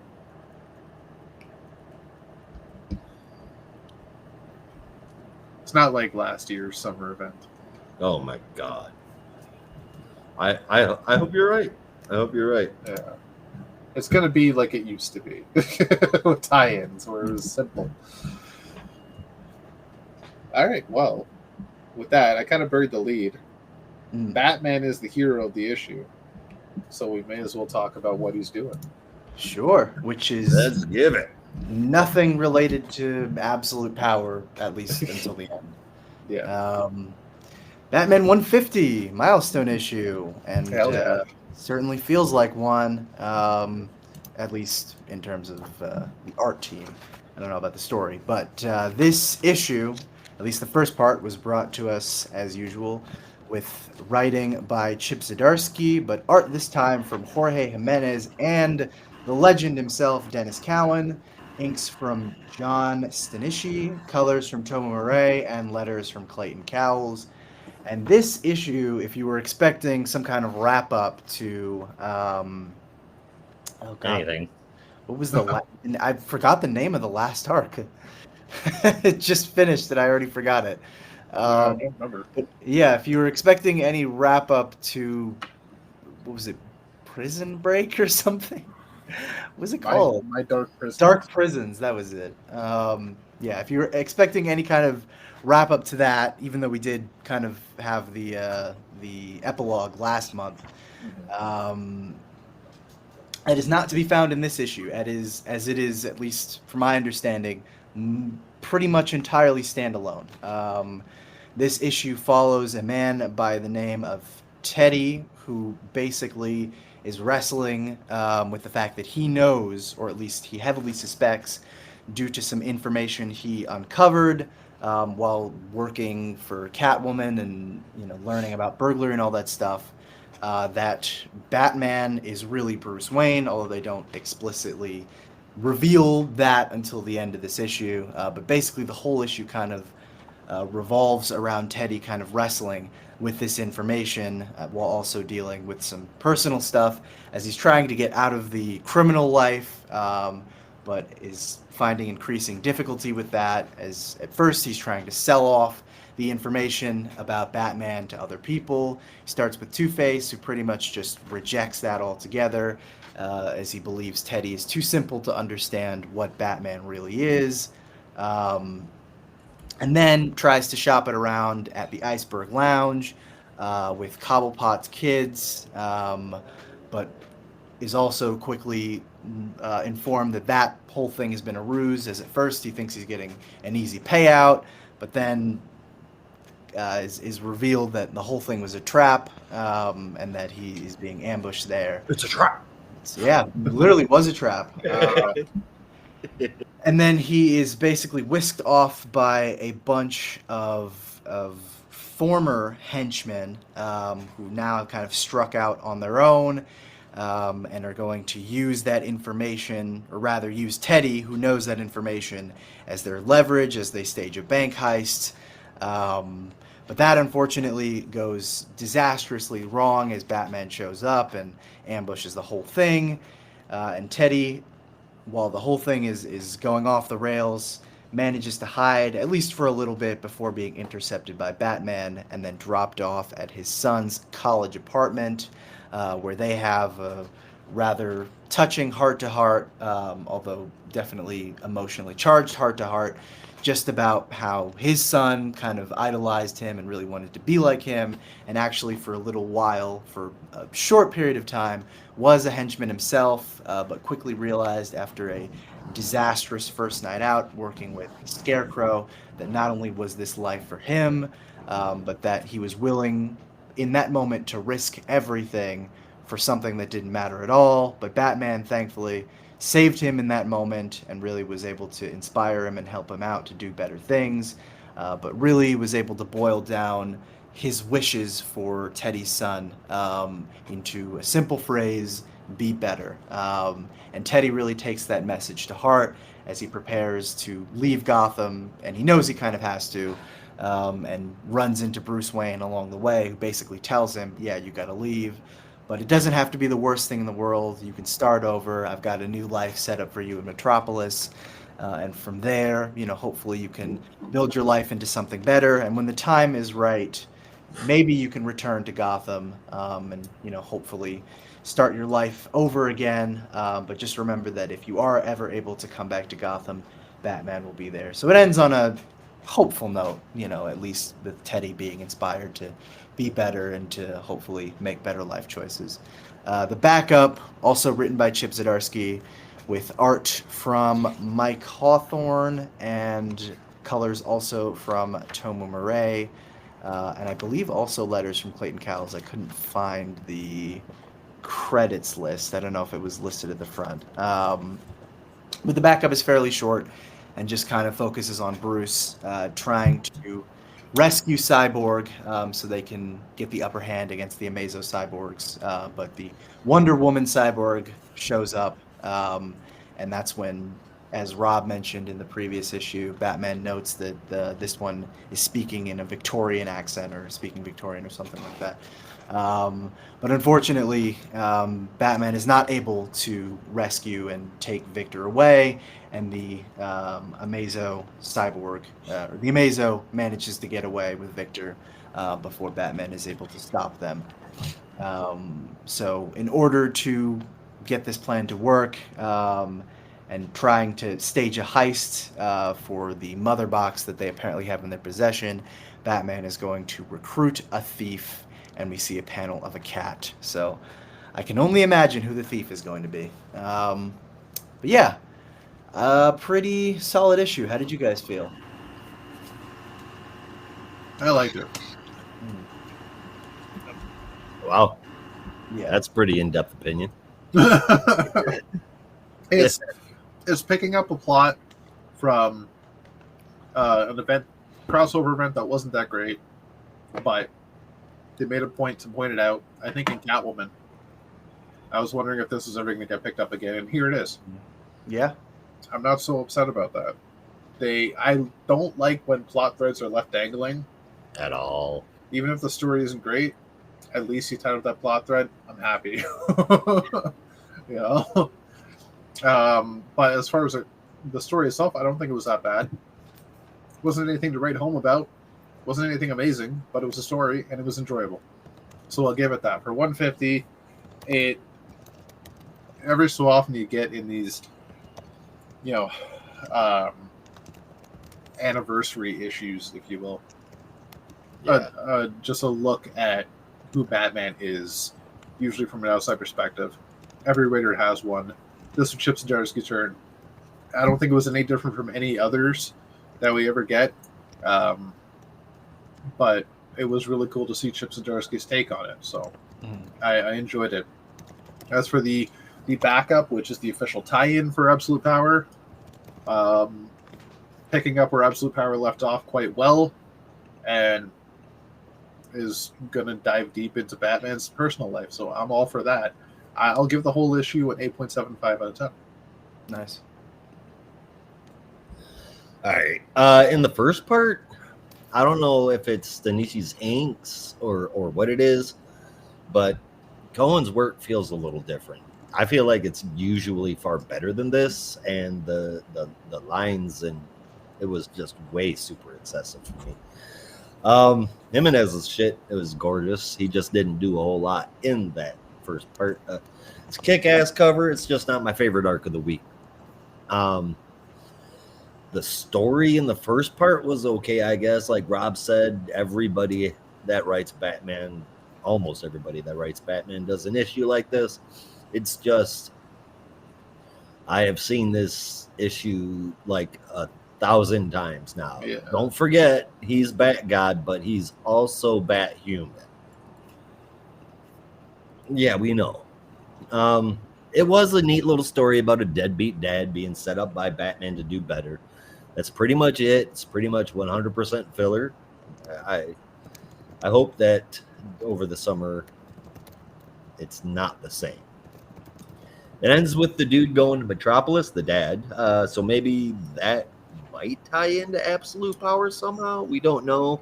This didn't, not really at all. The backup did, like Brandon and Rob mentioned, tie into Absolute Power. I like the art. I like the dialogue. Clark seems to be safe and on the mend in his I Get Better black suit, but I can't seem to figure out how that's possible with 2 gunshots to the chest and a 10-story fall or more straight to the ground. But he didn't fall all the way to the ground. He was caught by John, who also fell straight to the ground. Yeah, but like Clark landed on John.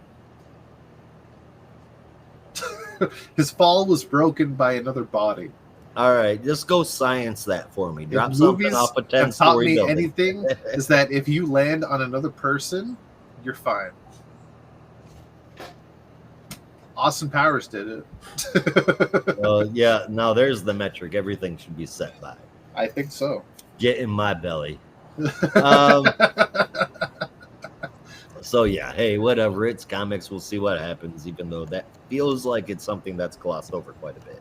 Yeah. So anyway, we ended all up. Batman needs some stealing, and he's going to turn to the cat to do it, which makes me wonder if her help here is going to somehow be tied to the events that happened in her own series.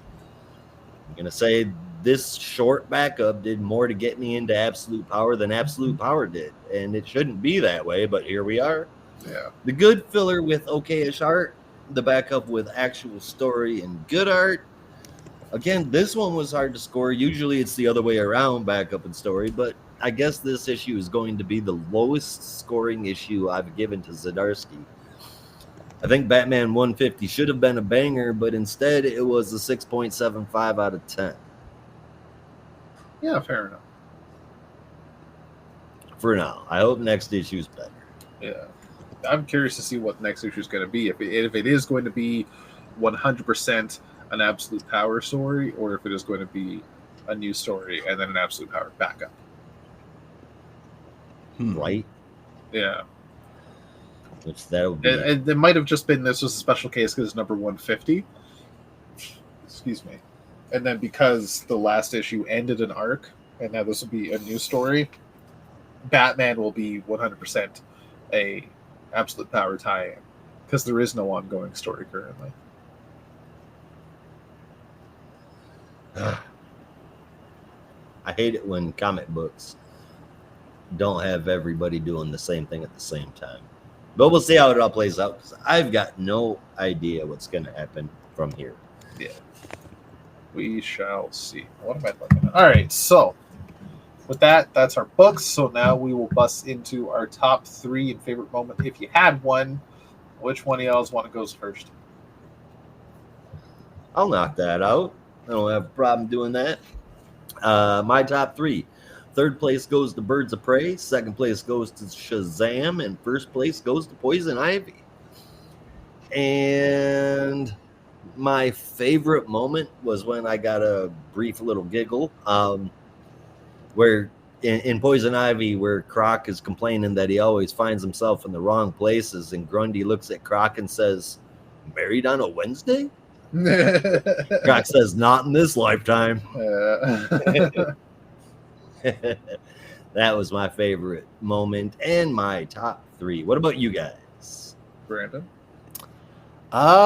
Geez, I kind of forgot to do that, so I'm gonna have to do it on the spot. I can go first if you want to figure it out. Yeah, I appreciate it. All right, so for me, I'm honestly still debating on what my number 3 is going to be, but for now, I think I'm going to give it to Shazam, which honestly is kind of tied in terms of interest with Birds of Prey and Batman 150. But Shazam is going to be number 3 with Poison Ivy at number 2, and then Justice Society of America number 10, and number 1 with my favorite moment coming out of JSA, where we see Jim Craddock returning to a corporeal life, and that panel was just beautiful. It was. That was really good. Good panel. Another Brandon, you're up now. Sorry. Okay. I would probably put Poison Ivy at 3, Batman 150 at 2, and Justice Society of America at number 10. Favorite moment, it's going to be obvious, but the reveal of the Legion of Superheroes, the double-page spread towards the end of JSA number 10 was just, oh my god, like, yeah, just so exciting to see. I don't think neither one of us are surprised that's your favorite moment. That is 100% understandable. All right, so with that, I think that's about all we have.